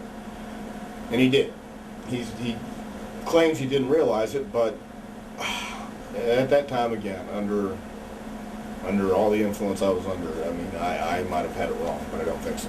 Because in the end, it kind of came out that Jimmy didn't always think for anybody else but himself. Yeah, going back to looking at the in-ring, what were the differences between teaming with Jimmy and teaming with Stan Lane? Stan looked the part, number one. Stan looked, like he was at the heavenly body type guy. Me, I was, I had that long hair, disheveled, stoned, hippie, whatever. But Jimmy, when he came in, Stan would work and do just enough.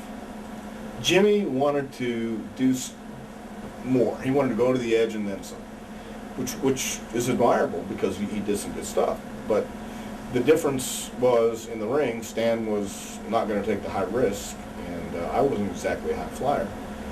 Jimmy was. So there was those two conflicts. But Stan also looked like he Gigolo Stan Lane.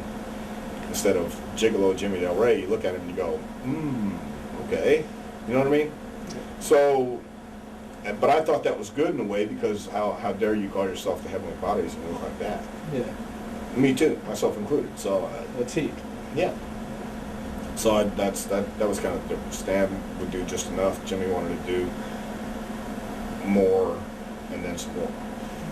Now, about this time, Bruce really started getting a push in WWF. Yeah. Was there any jealousy towards him, or were you happy for him? I was happy for him. There were a lot of family issues, man, going back years and years and years, because when he first went to work with Vince, I wanted to go in. Everybody did. But again, being in the state of mind I didn't realize I wasn't ready, and I didn't realize that I had been doing a lot of stupid things, and I had. So, but by that time, I was content with where I was in the office or in the business, and it was when I was just decided that I'm not ever going to work for Vince. I'm just going to work Smokey Mountain or somewhere in Memphis, and I'll be content. But it was after we did the Super Brawl and WCW stuff when Bruce called up and said, hey, would you guys like to work with the Steiners at SummerSlam? So eventually, that was, I was very happy for him, but there was a time when I thought, okay, you don't want me there, I don't want you. Yeah. So Bruce did get you the SummerSlam gig? He was the one behind that? He called and asked us if we'd like to, but again, it was... I think Pat Patterson, Vince, and Bruce together, we talked about it. And then when we got hired, Vince told me when he first met me, he thought I was a flaming fucking asshole. Which I was, because I met him in Houston the first time, and I went up and acted like I knew him my whole life and things like that. You don't do that. And I should have known that. I did, but I made some mistakes. So Vince is the one who made the final call to hire us, but Bruce made the initial call to ask us if we would like to do SummerSlam. Okay, how did that SummerSlam go for you? I thought it went very well. Yeah. The match with Steiners, we had never really met the Steiners up until then, so we were a little apprehensive because we're going not only on WWF turf, but we're going against these two guys who we've heard different things about. But they were great, man. Scott was great, Rick was great. We got in the ring and they sold for us. I thought it was a hell of a match and great opportunity again. Now, at that time, did you know that you were going to end up signing the deal, or was it just a one-shot deal? I thought it was a one-shot deal, and we came back, and then we got to go to, I think it was Survivor Series against Rock and Roll, and it was after the first of the year. It was because that was SummerSlam '93, and then we signed in '94. So, but we had some more pay-per-view matches along the way. Yeah. How did the WWF locker room treat you at that SummerSlam? Well, again, there were guys in there that we had known. The first time we showed up. Jimmy, again, Del Rey thought it would be a great idea if we wore coat and tie, which looking back, was a great idea. But we walked in and everybody's wearing Zubaz and all this stuff, so we're really out of place. And Owen Hart was there, Scott Hall. Oh man, most of the guys, Kurt Henning, Matt Bourne, a lot of guys that I had already known have been in territories with. So again, coming back into that, it was when you first walk in backstage for a WWE show now, it's pretty overwhelming. I mean, it really is, all the lights and all the stuff, if you've never been around it. But then you get, again, around the guys that you knew before, you find out, oh yeah, they had that same overwhelming feeling too when they got here. So it's natural. And everybody was cool. And just like being in any other locker room.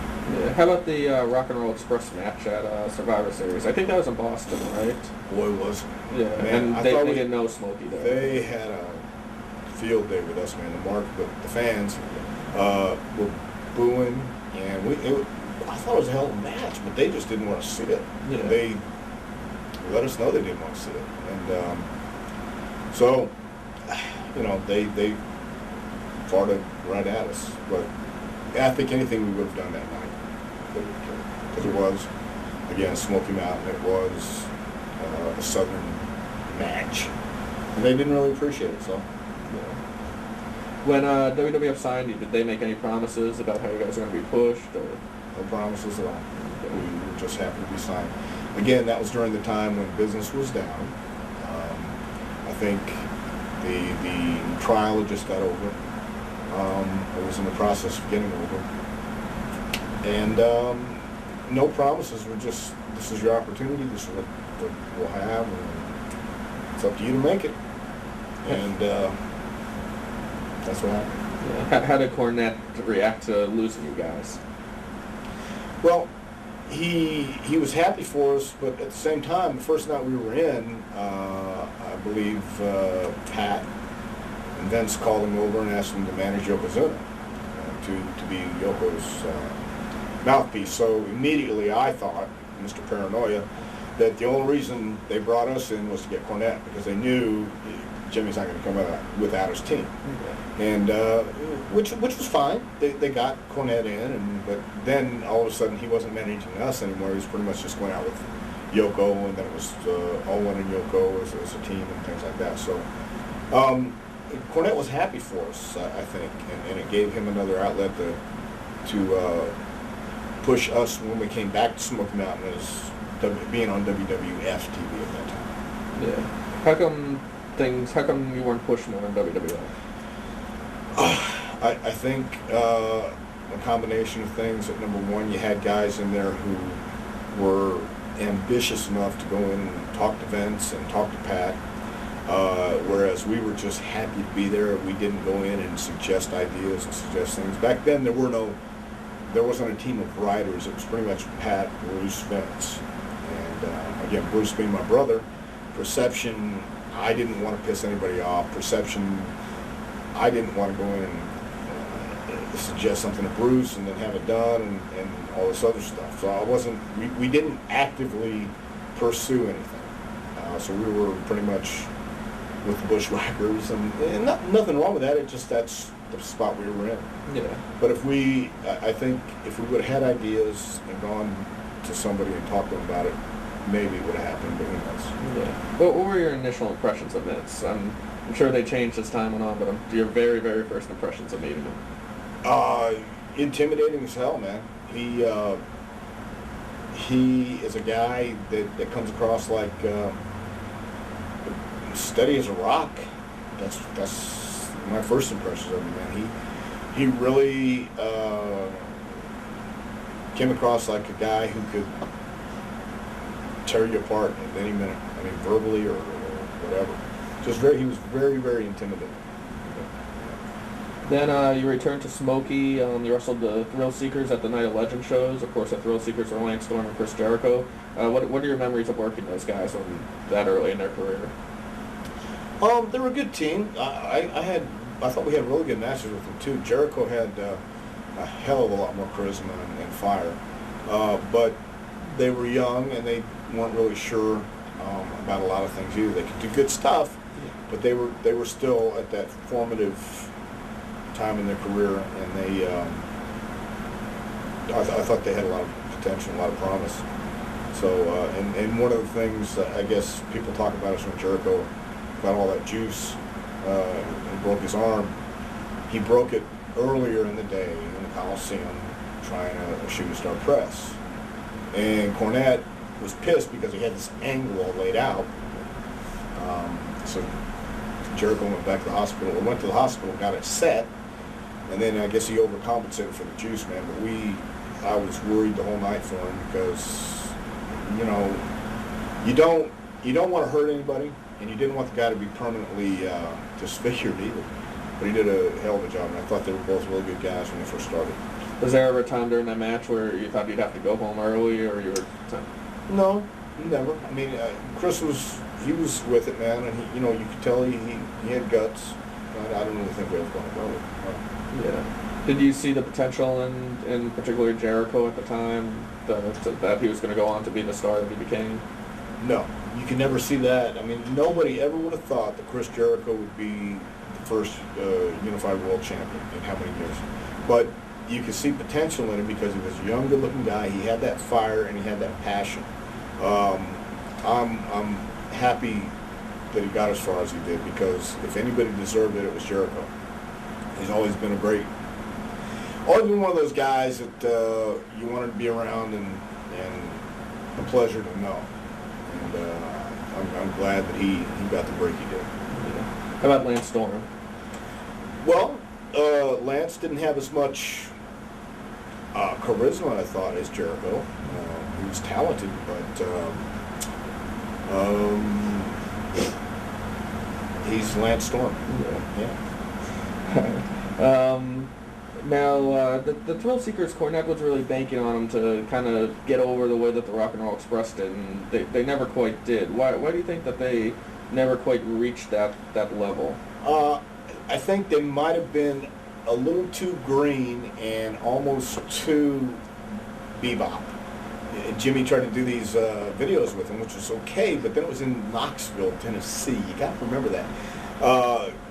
Ricky Morton, even though, you know, he looked as young as he did, Ricky was a lot older and a lot wiser than those guys, and he knew how to get the most out of less. Jericho and Storm, sometimes, from my observations, they tried too hard to be too babyface.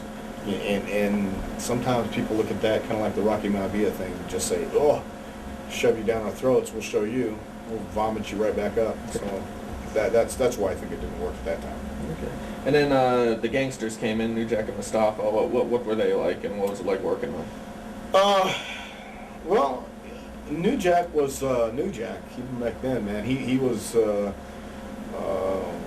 wanted to let you know he was from the street, man, and he was going to be rough and tough and all that stuff, and he was, man. But I got along great with those guys. D'Lo came in, and it was a good time to have matches with those guys. But at the same time, I think New Jack got to the point where he couldn't make the difference between an angle and what wasn't an angle. You know what I mean?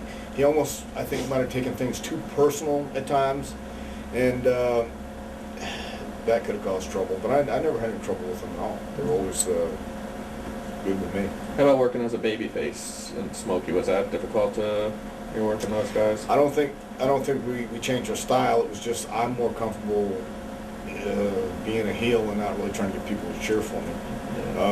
Yeah. But it wasn't. I don't think it was hard. It was just. It was different because now we were just beating up guys people didn't like worse than us, more than us. Something I skipped over, I forgot to mention, was there were also angles when Bob Eaton came in and Arn Anderson came in. But what are your memories of those angles? Well, when Bobby came in, again, he's one of those guys I've known for a long time, ever since I first went to Memphis. And he was, it was fun. I remember those because Arn was coming in and they also worked together and known each other for so long. Being in the ring with people you enjoy being around was the greatest thing for me, because you're doing something you like, and you're in the ring with people you like. What more can you say? I mean, it's a good time to be around. Plus, while we weren't making big money, we were making steady money. We knew what we were going to make, and it was going to be steady. So Arn came in, Bobby came in, and it was just like a big happy time the whole time we were there. Yeah. What are your memories of the last night of Smokey Mountain? When did you find out it was all over? Well, the last night, I believe it was in, gosh, it was some town right outside of Knoxville. Don't remember. I just remember that Jimmy had a crew meeting and told everybody that this was going to be last night. So you didn't know until that last night? No, we kind of had a feeling because there were some hints coming down, and we had heard rumors, but we weren't definite. So Jimmy got everybody together and told us this was going to be the last night. So Del Rey and I decided we weren't going to take our belts to ringside. We were going to keep them, but we didn't. And that night, after the last match, everybody came to the ring and got on Cornette and just gave him kind of like a sending-off party and nailed him and all stuff like that. Did anybody stiff him in there? Or? I don't think so. Yeah. Was it like a big shock? Like when Cornette came in and announced that? Like what was everybody's reaction? Well, yeah, it was a shock. I don't know how big of a shock it was because, like I said, there have been rumblings and rumors going around, and because the houses weren't really that great, and no matter what people say, there's no such thing as a bottomless pit. The money man, money woman, all this stuff. No, there's a bottom line that you finally hit, and they're going to pull out. So we had a feeling that was coming up, but at the same time, you kind of go, oh yeah, what are we going to do now?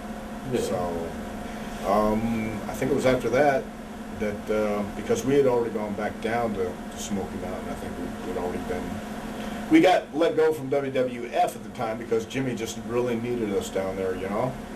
Yeah. He really needs you guys down there, so you better go back down there. The old, yeah, whatever. But, so after that, I was like, Jesus, man, now what am I going to do? And so I wasn't really sure. Yeah. Did you think there was anything that could have saved Smokey, or was there anything the boys said, hey, let's try to make this thing last? No, like because I think at that time, again, with Vince really taking over and with houses being as bad as they were, I don't know that anybody really thought there was a whole lot of hope. Yeah. You know? Now, you did a couple shots for ECW. How did those go for you? I thought they went well. There's one cage match at the ECW arena, and there's your surprise debut in Reading, the small. Was that with us against where we showed up and we made a run in? Yeah. And then we worked with Public Enemy, I think. Yeah. That was actually kind of cool. Again, walking in that locker room, I felt right at home. I mean, because it was. I walked in, and there's Sandman. There's New Jack and Mustafa. I believe Tommy Rich was there that night. I think he was. And Sandman, Shane Douglas, some of the guys that I'd known through the years, and it was just like the old locker rooms would go in and everybody's having a party. And I thought, well, okay, this is cool. But I never really wanted to work there full time. I knew we were coming in for shots, and I really, it was, I'd heard about how hardcore it was, and I'll never forget Ted Petty saying, hey, if you guys go through a table, you get over here. And I thought, oh. And Jimmy says, yeah, I'll go through it. I said, okay, cool. You guys go through the table. So, I mean, it was fun. It was cool because I got to see a lot of people, and I liked that style because the people right up on you. That ECW arena had a great atmosphere, man. That was cool because they let you know if they liked it or not. They let you know if you're having a good match or bad match. And they let you know when you fucked up. They told you. You fucked up. So, I mean, I liked it. It was cool. What changes did you see in Paul Heyman when you went back? None. No, it was Paul. Yeah. And he was still a diplomat. He was still Paul. He was still saying what he needed to say. How come you didn't stay in ECW longer? Was it just like you mentioned, you didn't like the hardcore style, or? No, again, I don't think there was anything really for me there. Did Paul make any promises when you came in, like a long run, or you just knew you were coming in for a couple of shots? I guess I was coming in for a couple shots. I think it was in between when Smokey Mountain closed and in between when I started back with WWF at the time. And he didn't make any promises. Plus, I was living, I think, in Houston at the time, and to fly back and forth, it wasn't. I don't think he was working steady back then. And again, the style, I don't think I could have kept up with. You had a lot of great guys, Van Dam, Sabu, who were doing all this stuff, and there's no way I could have fit into that. How did he end up going back to WWF? I called and said, I'll do anything. Anything just to get back. And somebody said, well, would you cut your hair, dye it blonde, be a body donor? No, I won't come here. I don't want to cut my hair. Oh, okay, great. Oh, wait a minute. You mean anything doesn't mean anything, right? So I called back and said, okay, I'll cut my hair and dye it blonde and become a body donor. So that happened, that was about the time Spicoli was doing the deal with Chris, and flew me up in Hershey, Pennsylvania is where I got my hair cut and dyed blonde. But I was falling into the same trap where I love Chris Candido, but Tammy was, at that time, a major pain in the ass. Just really, she'd really gotten out of control with her ego, and not a very nice lady to be around. Yeah. So I was stuck with that. So it's kind of back in the same boat that I was with Del Rey. I wasn't happy, but I had a job, so it became my job instead of, it wasn't as fun as it used to be. Did you and Candido, were you guys able to come together pretty quickly as far as chemistry in the ring? I think so. Yeah, I've always had. I love Chris to death, and Tammy, now that she's gotten things taken care of too, she's a lot better at things. But Chris and I feel have always gelled inside and outside the ring, because he loves this business too. He is passionate. This is all he's ever wanted to do, and myself included. This is all I've ever wanted to do. So, and I understand he was in kind of a bad spot with Tammy. He loved her, but she was not a nice person. And I've been around women like that before, and it just, the guy who's caught in that trap, it's hard to get out. So. Was it just kind of too much for Tammy, do you think? Or I think there were a lot of things involved. I think Tammy was getting all this attention, and she was still young, not knowing how to handle it, and thinking it would never end, treating people like shit. It doesn't always. Did all that end up coming back on her? I think so. Yeah. I think it did. Just we all get caught up in a trap sometime, whether it is drinking, drugs, or ego, and I think all that took place with Tammy. Yeah. Did Chris see this, or did he kind of ignore it? I think he ignored it for the most part because he loved her and he didn't want to lose her. I think he was afraid of being alone. But in the end, it hurt both in their careers and lives, because that's the only way it can end up. It's not going to end up pretty unless you take care of those demons and issues. What are, now the big highlight was obviously you won the tag titles at the WrestleMania against the Godwins. What are your memories of that? That it was a free-for-all. They didn't even put us on the card. Yeah. That was my memory, man. I thought, man, how can we keep getting screwed like this? And that's the way I felt at the time. We were the only guys, I think, during that time who didn't even have gimmicks. Everybody else did. And I was pretty bitter and defensive about it at that time. But at the same time, I didn't know what to say or who to say it to. So it was still cool winning the titles, but at the same time, it was bittersweet. Yeah. What were there any highlights of like as a tag team with the Bobby Donnas, or you mentioned some of the lowlights there? Any kind of matches stand out to you or anything?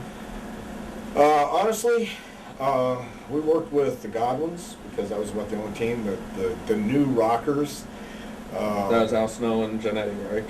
Yeah, Aviton and Al Snow and Janetti, but there was also what other teams were around back then? You know, there wasn't a whole lot. The tag team, I don't pretend that it was all the greatest stuff going on back then, because it really wasn't.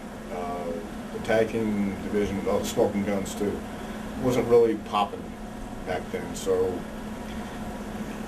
it was a good time to do it. At least we got a chance to say, hey, we world tag team champions. Yeah. Okay, big deal. Because who did you beat? Where'd you beat them? What was it? You know, it was okay. It was cool, but at the same time, it was not as great as it could have been. What did you think of the whole Body Adonis gimmick? Well, I liked Chris and Tammy doing it. I mean, I thought they did it well. I didn't particularly care for it. That was a case of, like what I tell people now to camp, if you don't feel it, people are going to see it. I damn sure didn't feel it. I didn't feel it with the short hair. I didn't feel it with the blue boots, blue tights and stuff, red tights, whatever color they were. If you don't feel it, nobody else is going to feel it either. I just didn't feel it, man. I wasn't, didn't think it was that great for me. Chris and Tammy did it very good, I thought, before I got in there and screwed it up. How about when you had to team with Jared against China and Deborah? What did you think of that? Jarrett and who? Against teaming with Jared with China and Deborah. Oh yeah. That was a Russo thing. That was after the scab referee thing, right? I think so. That was one of your final matches too, I think. Pardon? I think that was one of your final matches too. Yeah, by that time, I mean, I'll be honest with you, man, it's a young guy's game. It's not, I really didn't want to work anymore, but it was cool. It was fine. It was fun because, you know, we were doing the deal and to go out there and hit, I think it was China with the guitar. I was okay. That's fine. But by that time and by this time, I mean, I don't want to get in the ring and embarrass myself or embarrass anybody else, man. The guys that can do stuff today and go out there and make it happen are the guys that need to stay doing it. I don't. Yeah. Well, it's a political scene, like in the locker room. Like, how did the top guys treat you? When we got there? Yeah, or just around this time, like around Body Adonis time. Well, again, I'd known pretty much everybody beforehand, so they were cool. Yeah. It was the Diesel, Razor Ramon, Shawn Michaels, Yokozuna, Taker. So when the Click was kind of riding high with power? Who? The Click, what was it? Yeah, it was a Click, and then there was BSK.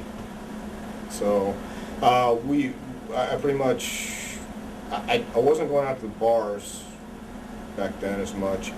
I was pretty much going back to my room, doing my stuff there. So but I had no issues with anybody. We were cool with everybody, I thought. I didn't belong to the Click, didn't belong to the BSK, so I was back and forth. I'd known Yoko since Florida days and knew Shawn when he first started. Taker I've known for a long time. Scott Hall. So I knew all those guys prior to that, and they were all in the Click, but I never associated myself with any one group. Yeah. Were you getting along pretty good with your brother at this point? Yeah, but I wasn't. Again, he was in the office and he was in talent relations, so I didn't want to give the perception that I was trying to use anybody to get me anywhere else. I wanted it to be, we were getting along fine. Okay. Now, when you finished up wrestling, you started an office job with WWF. Well, I actually started training guys in the warehouse of the TV studio. In Stanford? In Stanford, 96. I didn't have an office. My office was in the ring, in the studio. And that came about after Candido broke his neck, actually. My lifesaver. Candido broke his neck in the garden, and therefore he was going to be out for a while, and Body Adonis gimmick was pretty much finished up anyway. So Vince offered me a job to start training guys from within, And he had 3 guys at first, was Achim Albrecht, worked with Brackus, Mark Henry, and Dwayne Johnson. Dwayne was in Memphis at the time. He'd been there for, I don't know, just a little while. And Vince wanted to get him out of there, get him up to Stanford, get him in our ring, and just give him some experience. So he trained in the studio, I think, for 3 months, and then debuted on Survivor Series. And it just became, it evolved into what it is today. How did the job evolve over the years? Well, it happened with, after we got those guys in there, then we kept bringing guys up for tryouts. Then Dory Funk Jr., I believe, actually worked something out with Jim Ross where he could come in for a week and have what he called a funking dojo at that time. But he was only there for a week. I was there the whole time. So when he would leave, I would still work with these guys. We brought in about 10 guys at a time, trained them, and then it just kept going. Every time we get a tape, we look at somebody, if we thought they were worthwhile, we'd bring them to Stanford, try them out, and sometimes we got good guys. And it just kept growing and growing. Then when Cornette was getting ready to leave Stanford, he presented the idea of moving the developmental system down to OVW, Kentucky. So we did, and we still brought guys up to Stanford occasionally for tryouts, but mainly it was down in OVW, and Bruce was also at that time doing talent relations and had one in California, Tennessee, Cincinnati, I forget where else. But he tried doing various other places, but the only one that's really held up so far is OVW. Yeah. So how did your job in particular, for instance, like the last year or so, what did it evolve to? Well, I got moved into an office, which was Kevin Kelly's old office. He got moved over to the studio, and I became overseeing OVW while at the same time working in the office and answering phones of wannabe talent and watching tapes, pictures, resumes, things like that. But I would go down to OVW for a week every month and check on the talent, and I would also go to other places, independent shows, scout talent, and things like this. So for the last couple of years, that's what I've been doing. And anything else that came up in talent relations that had to do with talking to guys or trying to get new talent in, that was my job. Did you enjoy the job? Yeah, very much. Yeah. And I'll get the question out of the way now. Why did the job come to a close? Well, I think, I'm sure it came to a close because Jim Ross was head of talent relations and moved over to business strategies.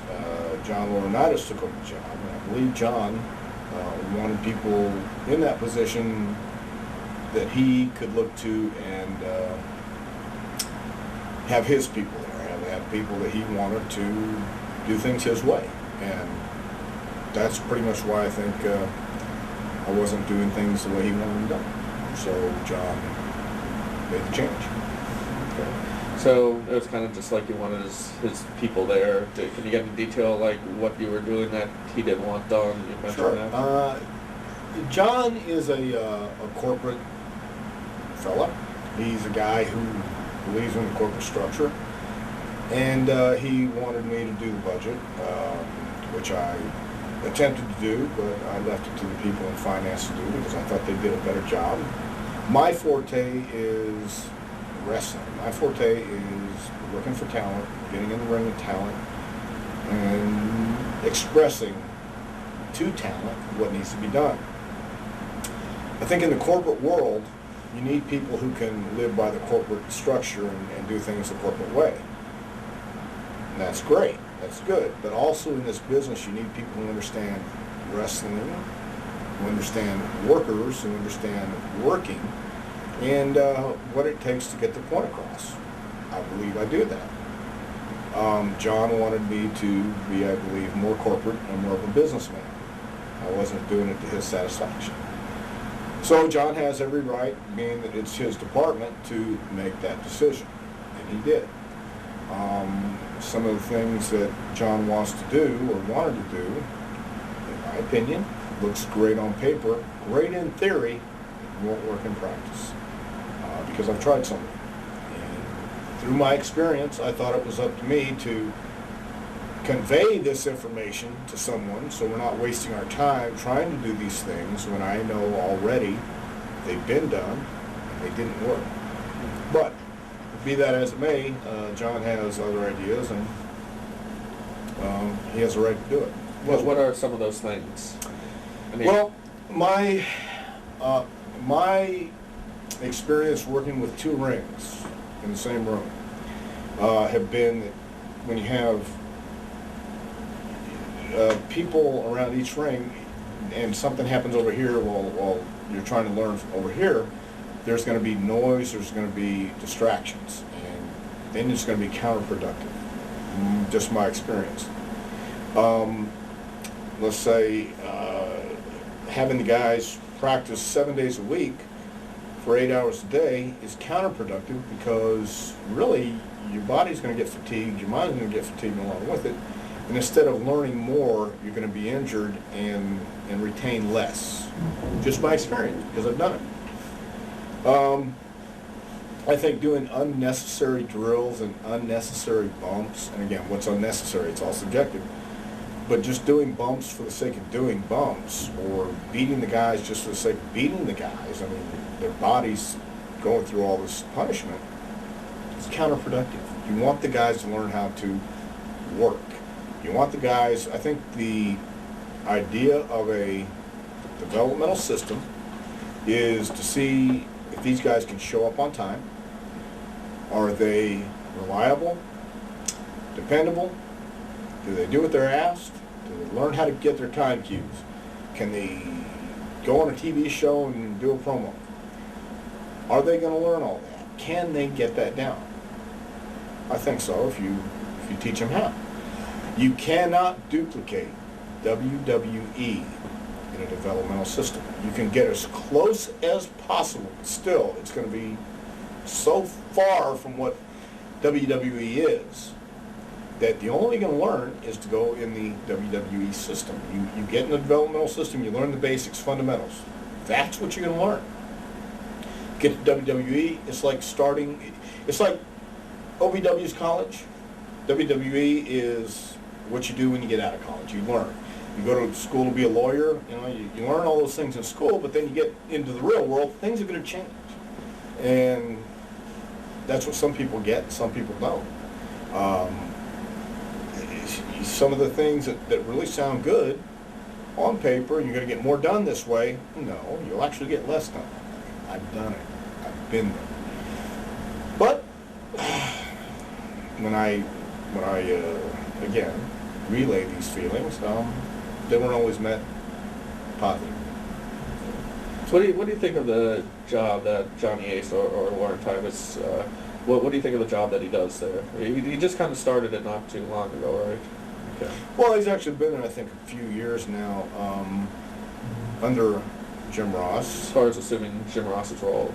Yeah, as far as, I think he's only been there, a year? Yeah. He's got a tough job, and anybody that steps into that position is going to have a tough job.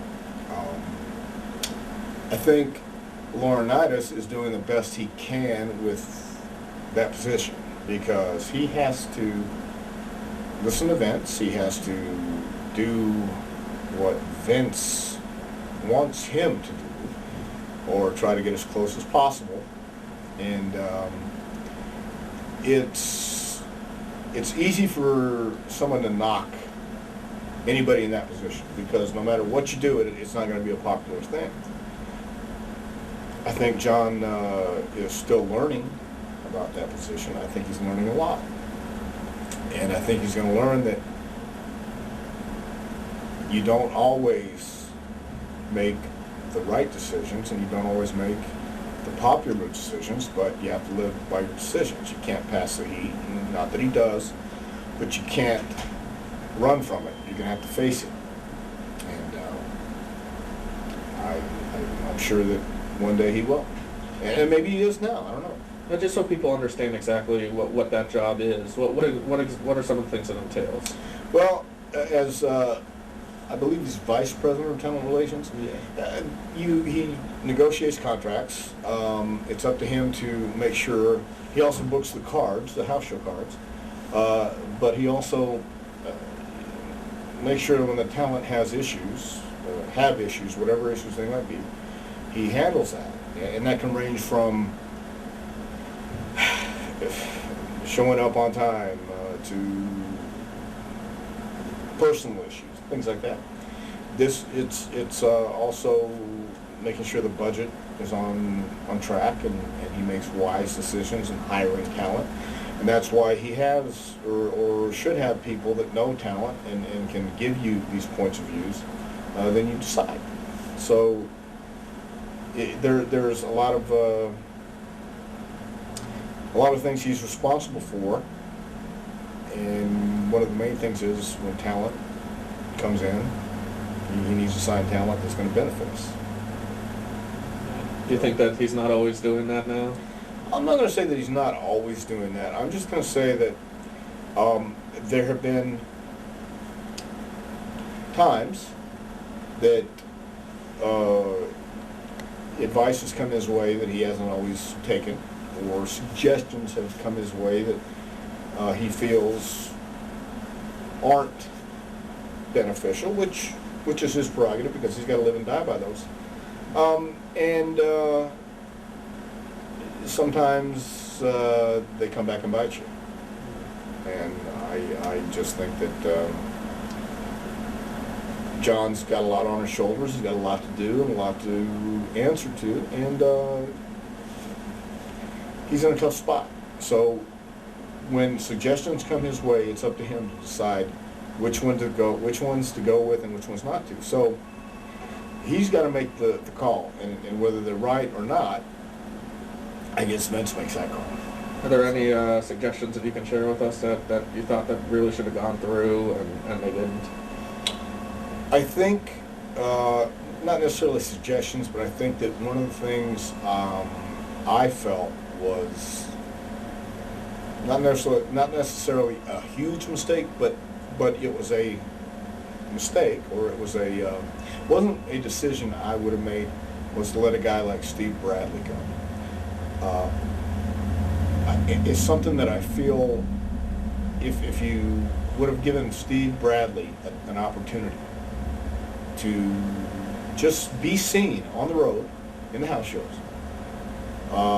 and let him go, let him run with some ideas he had, it may not have worked, but it may, and I don't believe he's given that chance. There have been people in the past who originally no one had an idea for. Originally, the name would come up, not a clue. Don't see anything in him, we should fire him. Well, when it would be suggested having them go on the road, be around the agents, be around the boys and the crew, be around this atmosphere to see how they react, the opinions change. Whereas before, but it's not usually, it's usually someone else's opinion changes, which changes this guy's opinion. Because this guy thinks it's good now. This guy thinks it's good now. Oh yeah, I always felt that way. An ass-kissing kind of thing? I don't want to say an ass-kisser kind of thing. You did, but I'll just say that when somebody else thought it was great, all of a sudden the person who didn't think it was so great thought it was great all along. Wait a minute. You know, and that was just some things that, that's the way the business goes, man. I mean, I understand that. I really do. But that was one of the things I did, and I will still do, is just speak up for who I believe would be worth taking a chance on. And I will tell those same people and the ones I don't think is worth taking a chance on, who has a poor work ethic, who bitches all the time, who wants to cry about everything, who wouldn't show up or have his wife call when he had the flu and couldn't show up for a TV show. And didn't have the balls to call himself, but had his wife call. No names mentioned, thank you. But those are the kind of things that I would bring up, or those are the kind of things that I would be passionate about. And it was just my opinion, and sometimes it was taken, sometimes it wasn't. But looking at the OVW territory, where obviously you spent a lot of time, how do you think it's run? Do you think that it needs improvements, or do you think it's going fine the way that it is? I think, I'm not going to kid myself and say anything can be improved. We can improve it, sure. But there are elements to this business, in my opinion again, elements in this business that cannot be discounted or ignored. In OVW, again, it's run old school. Sure it is. But the basic foundation of this business is old school. It's still wrestling. If you look at the guys today like Triple H, Shawn Michaels, or anybody else who's on top, Kurt Angle, Eddie Guerrero, Chris Benoit, when they go in the ring, they are wrestling these days. Old school wrestling, telling a story. In OVW, they do old school angles. They do old school wrestling. Can it be improved? I'm sure. No doubt. There's always room for improvement. But I think it's still the best system we have. The guys learn how to hit their cues on TV. They learn how to do promos. They learn the fundamentals. They learn the basics. They know how to work a neck, back, stomach, head, arm, leg. They know how to work every part of the body and tell a story. Now, if you have that basic foundation and it's solid, you can go to WWE and have a match with anybody and tell a good story. And understand why you're doing what you're doing. I think it's a great system. Not everybody does. Some people think there's, and there is room for improvement, no doubt. Don't want to stay the same all the time, but let's make improvements where they make sense. I'd like to see the guys be able to call a match in the ring, not call it in the back. Learn how to call it in the ring and feel it. Don't just go out and do a performance. Feel what you're doing and do it. Some people have the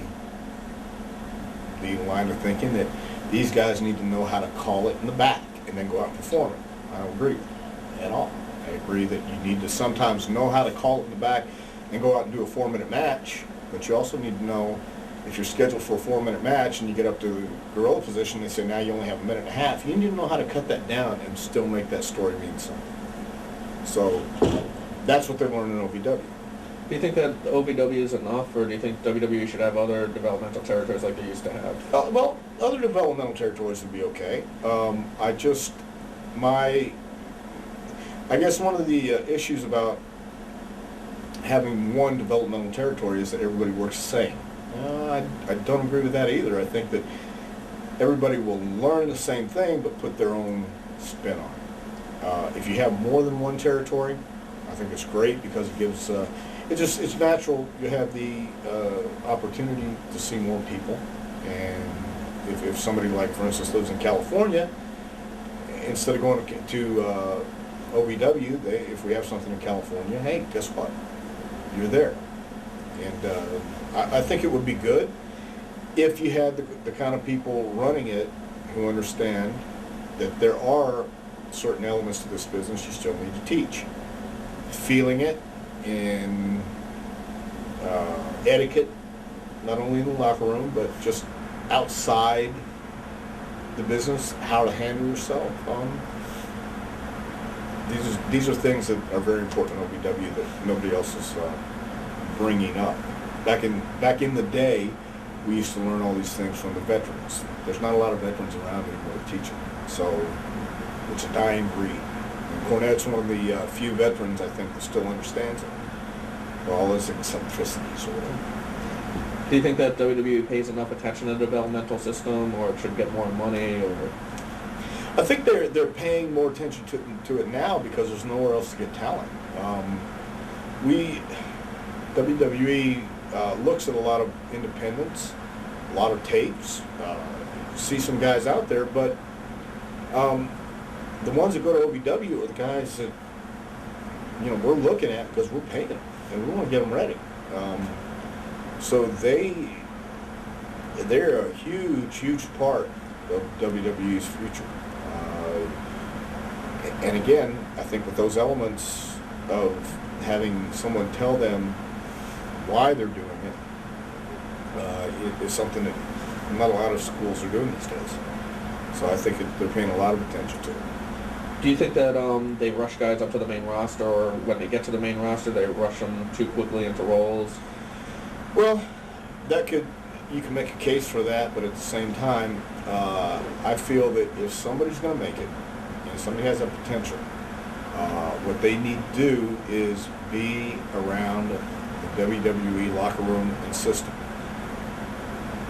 Batista, when he first came up to the system in dark matches, he was as timid as a mouse. Wouldn't say boo.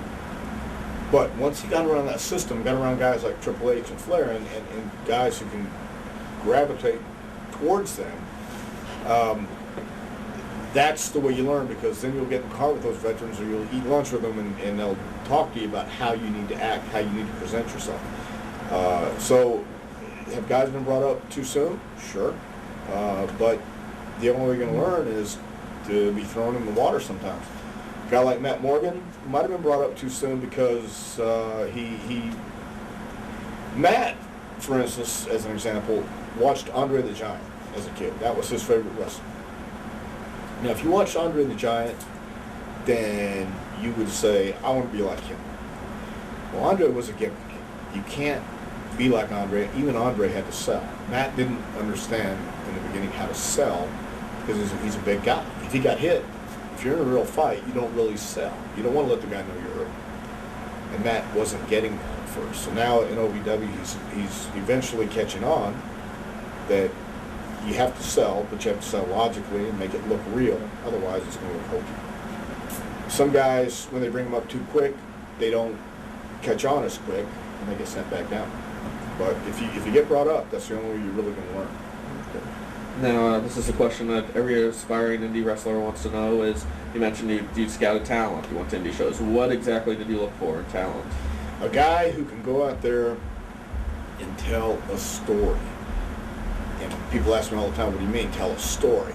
Well, you don't start out with grabbing a headlock, give me a belly back suplex. Makes no sense.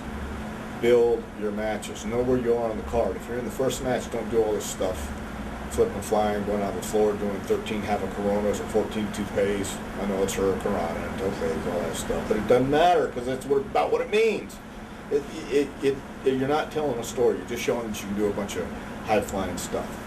Go out there. It's going to impress WWE now, I would think, if you can tell a story by wrestling and making it entertaining.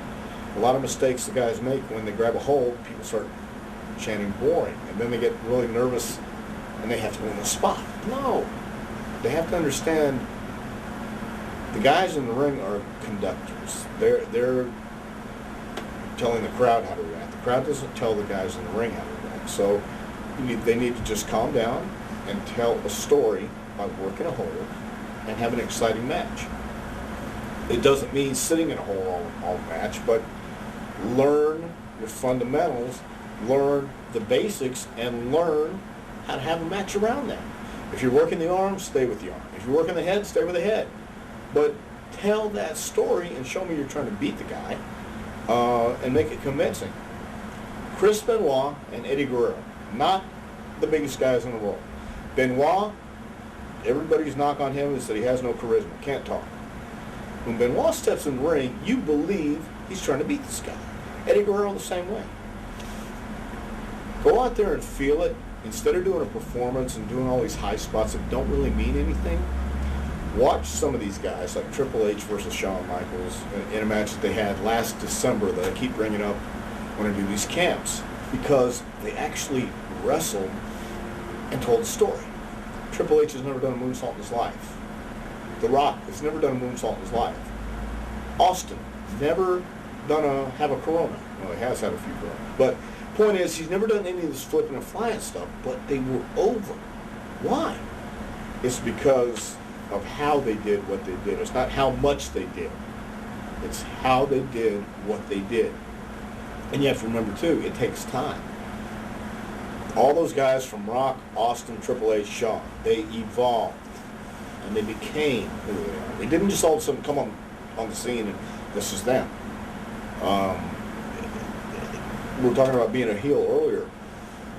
I tell guys, if you're 20 years old, you're starting out, and you lived in your parents' house your whole life, they bought your car, you had a warm meal every night, what do you have to be pissed off about? I mean, there's not a whole lot to be pissed off about, so you should be happy and grateful and all that stuff. But then, 5 years down the road, you've been wrestling and you got screwed over by promoters, you had some shitty payouts, you made the trip and you didn't get paid or whatever. You have some bitterness. Now you have something to look back on. Now you have something to be pissed off about. It's real. You just bring that to the front. And same thing when guys go out and try and pretend to be heels.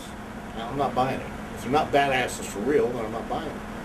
But you have to go out and know how to wrestle, know how to work, and tell a story with that. You can't do that if you don't have a solid foundation. Now, you reported directly to Jim Ross, correct, when he was in the VP role? Right. Okay, what was it like having Jim Ross as your boss? JR was more of a guy who would let you handle your end of things.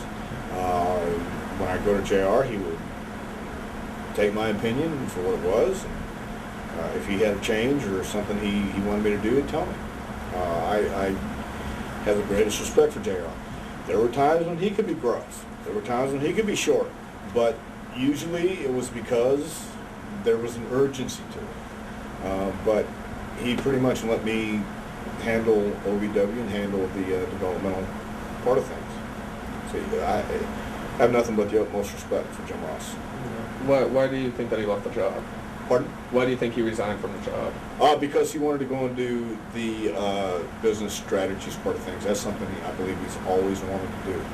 And again, as I said earlier, that's a demanding job, man. You're 24/7, 365 days a year, man. So I think he enjoyed it, but at the same time, I think he enjoys what he's doing now even more. Yeah. Did you have a lot of interaction with the McMahons? You know what? Not a lot of interaction, but I did help train Shane, Stephanie, Vince when he was first having his match when he had his first match with Austin. Yeah. I can't say that I had a lot of interaction with him. I have when I was on the writing team, we would go to Vince's room Monday and Tuesday mornings before the shows and go over the show. But I think that one of the things with Vince is he understands the kind of guy I am, and I think, the kind of person he is when it comes down to this business. He's a businessman, but he also has compassion. He understands that he's not dealing with regular human beings in this business. It's a bunch of misfits and guys who go out and do what they do, man. I mean, I believe he gets that, because Vince is just, while he's a businessman and he's very smart, I think he's just like us. You know, he enjoys walking that line. So, what time period were you on the writing team? It was during the time that, let's see, 2001, so it was 99, 2000.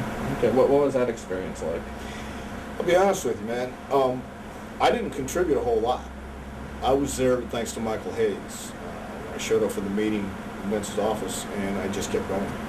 And I kind of molded in there. But that showed me a side of how talent was thought of and how ideas came about. And it's not as complicated as I thought. It's not really, I mean, it really is just people throwing ideas out. And Vince is the guy who makes the decision, final decision. Sometimes he likes it, sometimes he doesn't. But it was a great insight to seeing Vince in another light, and understanding how he thought about, understanding how he felt about things, certain things, and then how he could change his mind. Do you have an example spring to mind? I believe it was one show, pay-per-view, that Michael Michael Hayes, another guy who's a workaholic and I think has a lot of great ideas. Michael said something about he didn't feel this was a pay-per-view event. You needed like a championship match. I believe it was Triple H and Rock. I don't recall. But Vince says, "Oh, you're right." And it was like that. You're right. We do need to put a championship in there. It needs to be for the World Championship. Whereas before it was just going to be a cold match. But just a suggestion, I would think that Vince would have thought of that earlier and would have said, this needs something. We need to make a title match. But no, it's just people coming up with ideas, and it was so obvious and so simple. Sometimes it's not brought up all the time. Except Michael brings things like that up. That's why he's still there.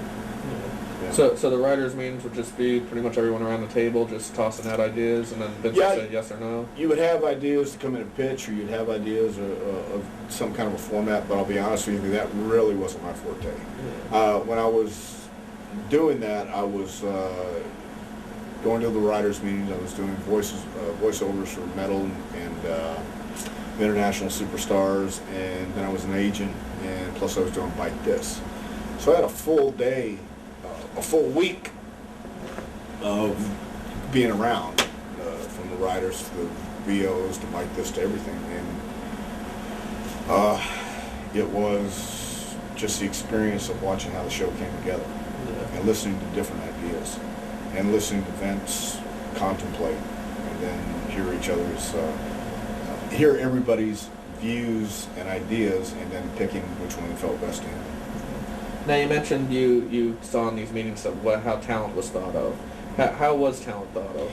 Well, for instance, he being Vince, would like something, let's say this, he would dislike someone, and then they would have a match, and he couldn't rave about him enough. So sometimes it was one of those things that, for instance, somebody would be on a shit list, but so we put him on heat. Not everybody on heat is a shit list, but I'm just saying he would have a match on heat, and Vince would say, "Holy shit, let's do something with that guy.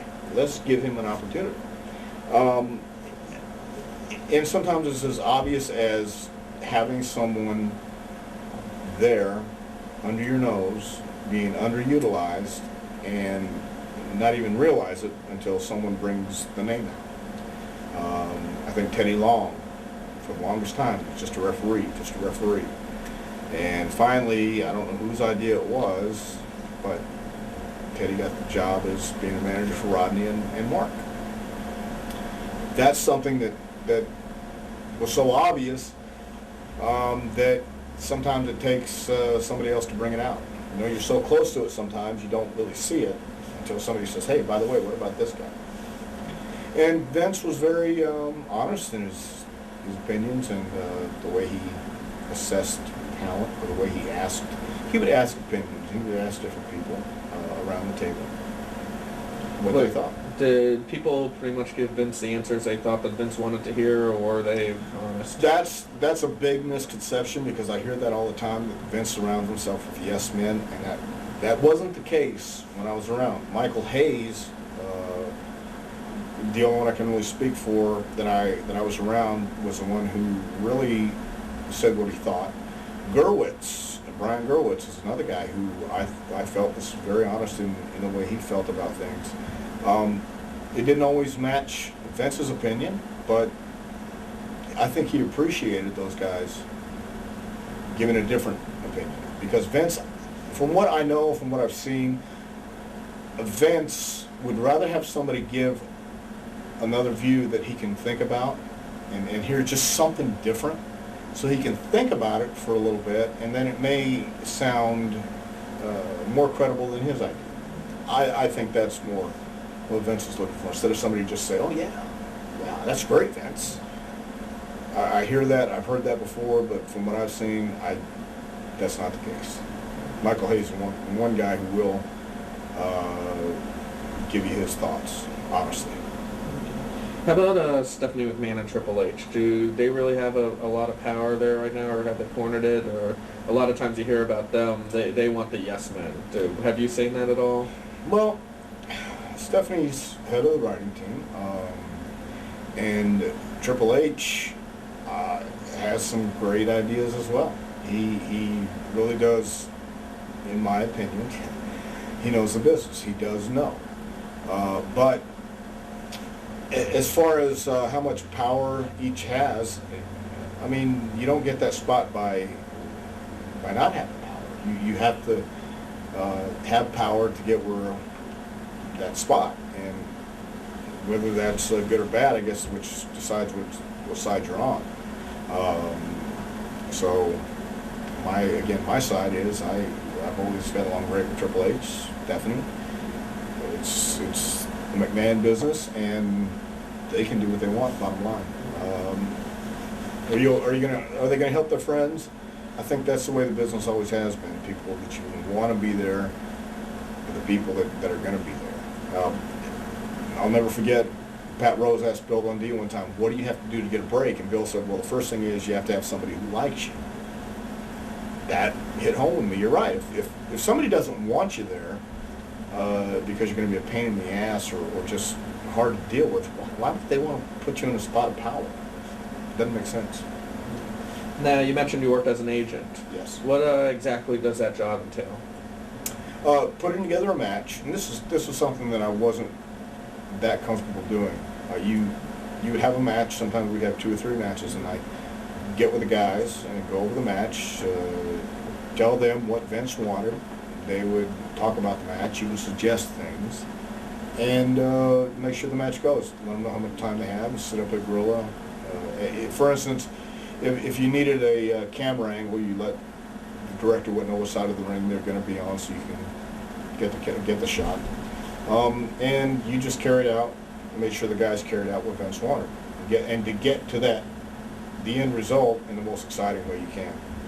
Was that a difficult job as far as maybe some of the guys not cooperating with what you wanted, or did they know that what you were telling them was what Vince's word was?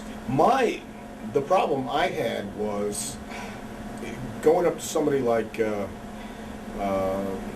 let's say Taker or Austin, who knows how to do a match, knows how to have a match, and for me to try and lay out everything for these guys, I would just go up and give them the finish that Vince wanted. They would talk about the match, and for instance, I think it was Triple H and Rock one time. I'm not going to tell Triple H and Rock what to do in their match. I'm just going to tell them what Vince wanted from that match. That's not as difficult, but I think the difficult part was trying to come up with spots for some of these guys that you knew how to do a match, like Matt and Jeff Hardy. They know what they can do. Just get the finish done the best way they can. Dean Malenko and Eddie Guerrero.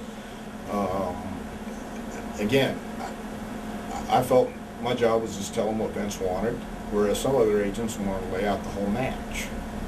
No. Let the guys do what they can do, and if it doesn't work, then you take the heat for it. But just get with them, and if you feel it's right, you approve it. What did you think of Vince Russo's writing while he was there? And how was he in like those meetings? I wasn't there when Vince was there. Okay. Actually, I started when Vince left WCW, and that was how we all started coming to the meetings. But Vince Russo, man, if there ever was a shot for arrogance, here was a guy who I never really understood how Russo could come across so pompous when his ideas were heavily edited by Vince. He wasn't the genius everybody thinks he was, and that was proven. But some of his stuff I thought for the time was cool, was interesting, but his arrogance, his New York arrogance, really was a downfall, man. It was just like, how can this guy be serious? How can he think he's really that good? Because his stuff was heavily edited, let's say that.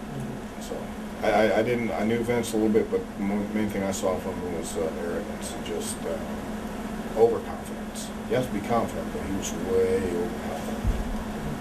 we're kind of skipping around a little, but somebody else who's kind of rising in the WWF office or WWE office right now is Tommy Dreamer. What's your opinion of Tommy Dreamer? I have no problems with Dreamer. He's getting a chance to do what he wants to, and we'll see. I've always got along with Tommy Dreamer. Yeah. Now he kind of assumed the role that you had there, right? Yeah. He was doing the injuries as well, but when I left, he took over my job too. So he's going to have to. He's going to have to make his own way and figure things out, and I'm sure he will. Why do you think that Ace wanted him in that position? Johnny probably wanted him there because he liked it. Yeah. He probably thought he could do a better job. And if he can, great. Hope he does. Do you have any hard feelings towards WWE now, or would you go back if the opportunity I'd love to arose? go back to WWE. I have no hard feelings whatsoever. I understand this business, and I understand that things change. I got to look at Vince in the eye and thank him for what he did for me all these times.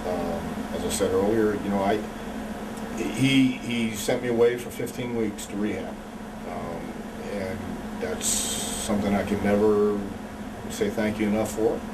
So Vince has been more than fair with me. Shane has been more than fair with me. I've always got along with Stephanie. Linda's a great lady. So while I'm not a guy who just calls up Vince to shoot the shit, I think I'm a guy that if something came down, I could call up Vince and he would help. I have no problems with, no hard feelings with anybody there. I know that what goes around comes around in this life, and I hope that I'll come around again, and we'll see. Now, you mentioned that you trained Vince and Shane for their matches. What were they like to train? Vince was more of, he wanted to do it in the ring. He wanted to do it when the match came. We would walk through things with Vince. But Vince is a guy that he's looking for suggestions in the ring, and he's very dedicated to getting in there and figuring things out. And he wants to figure things out as far as what's logical to do, what's not logical to do, and things like that. Shane is more of Shane is like crazy. He is as intense as he is when he comes out on camera. He's just intense. He's that kind of guy. But it's great because he likes to go in and I'm by no means, I don't, the only thing I would shoot is a gun. But Shane likes to go in and try and hook you and try and wrestle and all that stuff just to play. And then he'll get in and when we start working, he works, but he works very intense and very tight, he's very into it. Vince, just being around Vince, again, is, if you suggest something and you get his mind going, then he can think of things too. And it was very cool. So they didn't shy away from the physical pain part of it? Oh no, man. Vince, as a matter of fact, I think with Austin he got a hardware on the back of his head, and on top of his head. And I came back and said, "Man, that was great. That's good juice." He goes, "Yeah, right." And they showed me the gig, not the gig. It was a hardware on top of his head. I thought, "Holy shit!" No, Vince. He took the table, as a matter of fact, when on the cage. If you remember when he took the bump on the table, he bounced on the table. He didn't put it over, but I knew it hurt, man. It just, you can't land like that and not kill yourself, but he wouldn't put it over. He didn't shy away from it, neither did Shane. All those guys, man. Stephanie, same thing. She wouldn't shy away from the bumps, nothing. Linda didn't bump. Looking back at the developmental territory, what do you think are some of the biggest mistakes that were made as far as either not signing talent you recommended or bringing a guy up when he's not ready or anything like that? Well, again, just just because I recommended a talent and it wasn't signed doesn't mean that was the right decision either. I think that sometimes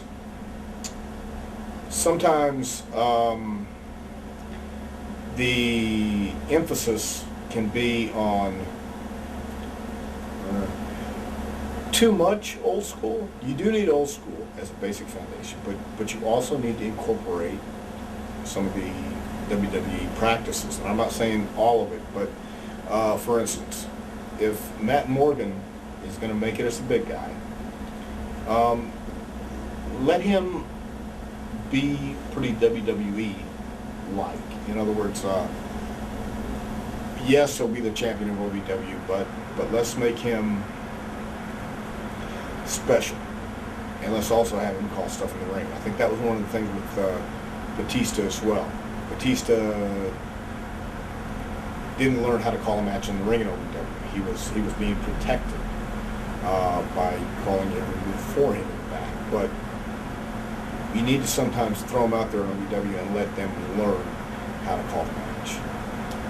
And that wasn't always done. I think that's done more now, giving these guys the opportunity to call the match. But also, you have to realize when you're out there and you've called, let's say, A, B, C, D, and C doesn't happen or C doesn't go quite as well, then you need to know how to call an audible. You need to feel it, do something different. And that's where the pros, I think, come in. That's where being a pro comes in. Learning that if A, B, C isn't working, change up and do something else and feel it. Go off the script, so to speak. You know, don't just go by the book. Just go to something that you feel is right. Were there any future plans for the developmental system that you can tell us about? Future plans as far as like OVW or just OVW or just in general for the whole developmental system? We do want to open up. WWE wants to open up more developmental systems across the country because, again, it gives the guys more places to go, different areas and different scenarios. But while I think that I believe that can work and will work, there's been a lot of damage done with outlaws and some of these independent guys who go to buildings and they destroy things, and some of the buildings don't want anything to do with wrestling. So it'll be a work in progress, but it can be done, and I think that's one of the things WWE wants to do is expand the developmental system. Now, how you do that is going to be kind of tricky too, because who you're going to put in there, who's going to be your trainers, who's going to oversee it, that you can trust and know these guys are going to get the right kind of training. Because there's guys out there that can train, but are they going to do it the way we want? We don't want somebody to train. WWE doesn't want someone to train the boys and people who's going to be knocking the product. Not everything on Raw and SmackDown is done right, okay? But it's still Raw and SmackDown is still WWE. So you don't come in and say, boy, that Raw was a shit last night, and don't do this. No, you don't say that. You point out the positives, and you explain why it might have been done this way and what the deal is. Vince isn't going for the lowest common denominator. He's not going for the highest. He's going for everybody in the middle. He wants that casual fan. He wants someone to, would watch once in a while, but he wants them all the time. And that's why I believe he's giving them entertainment and wrestling. Is there anything else that you would suggest to make the developmental system more effective?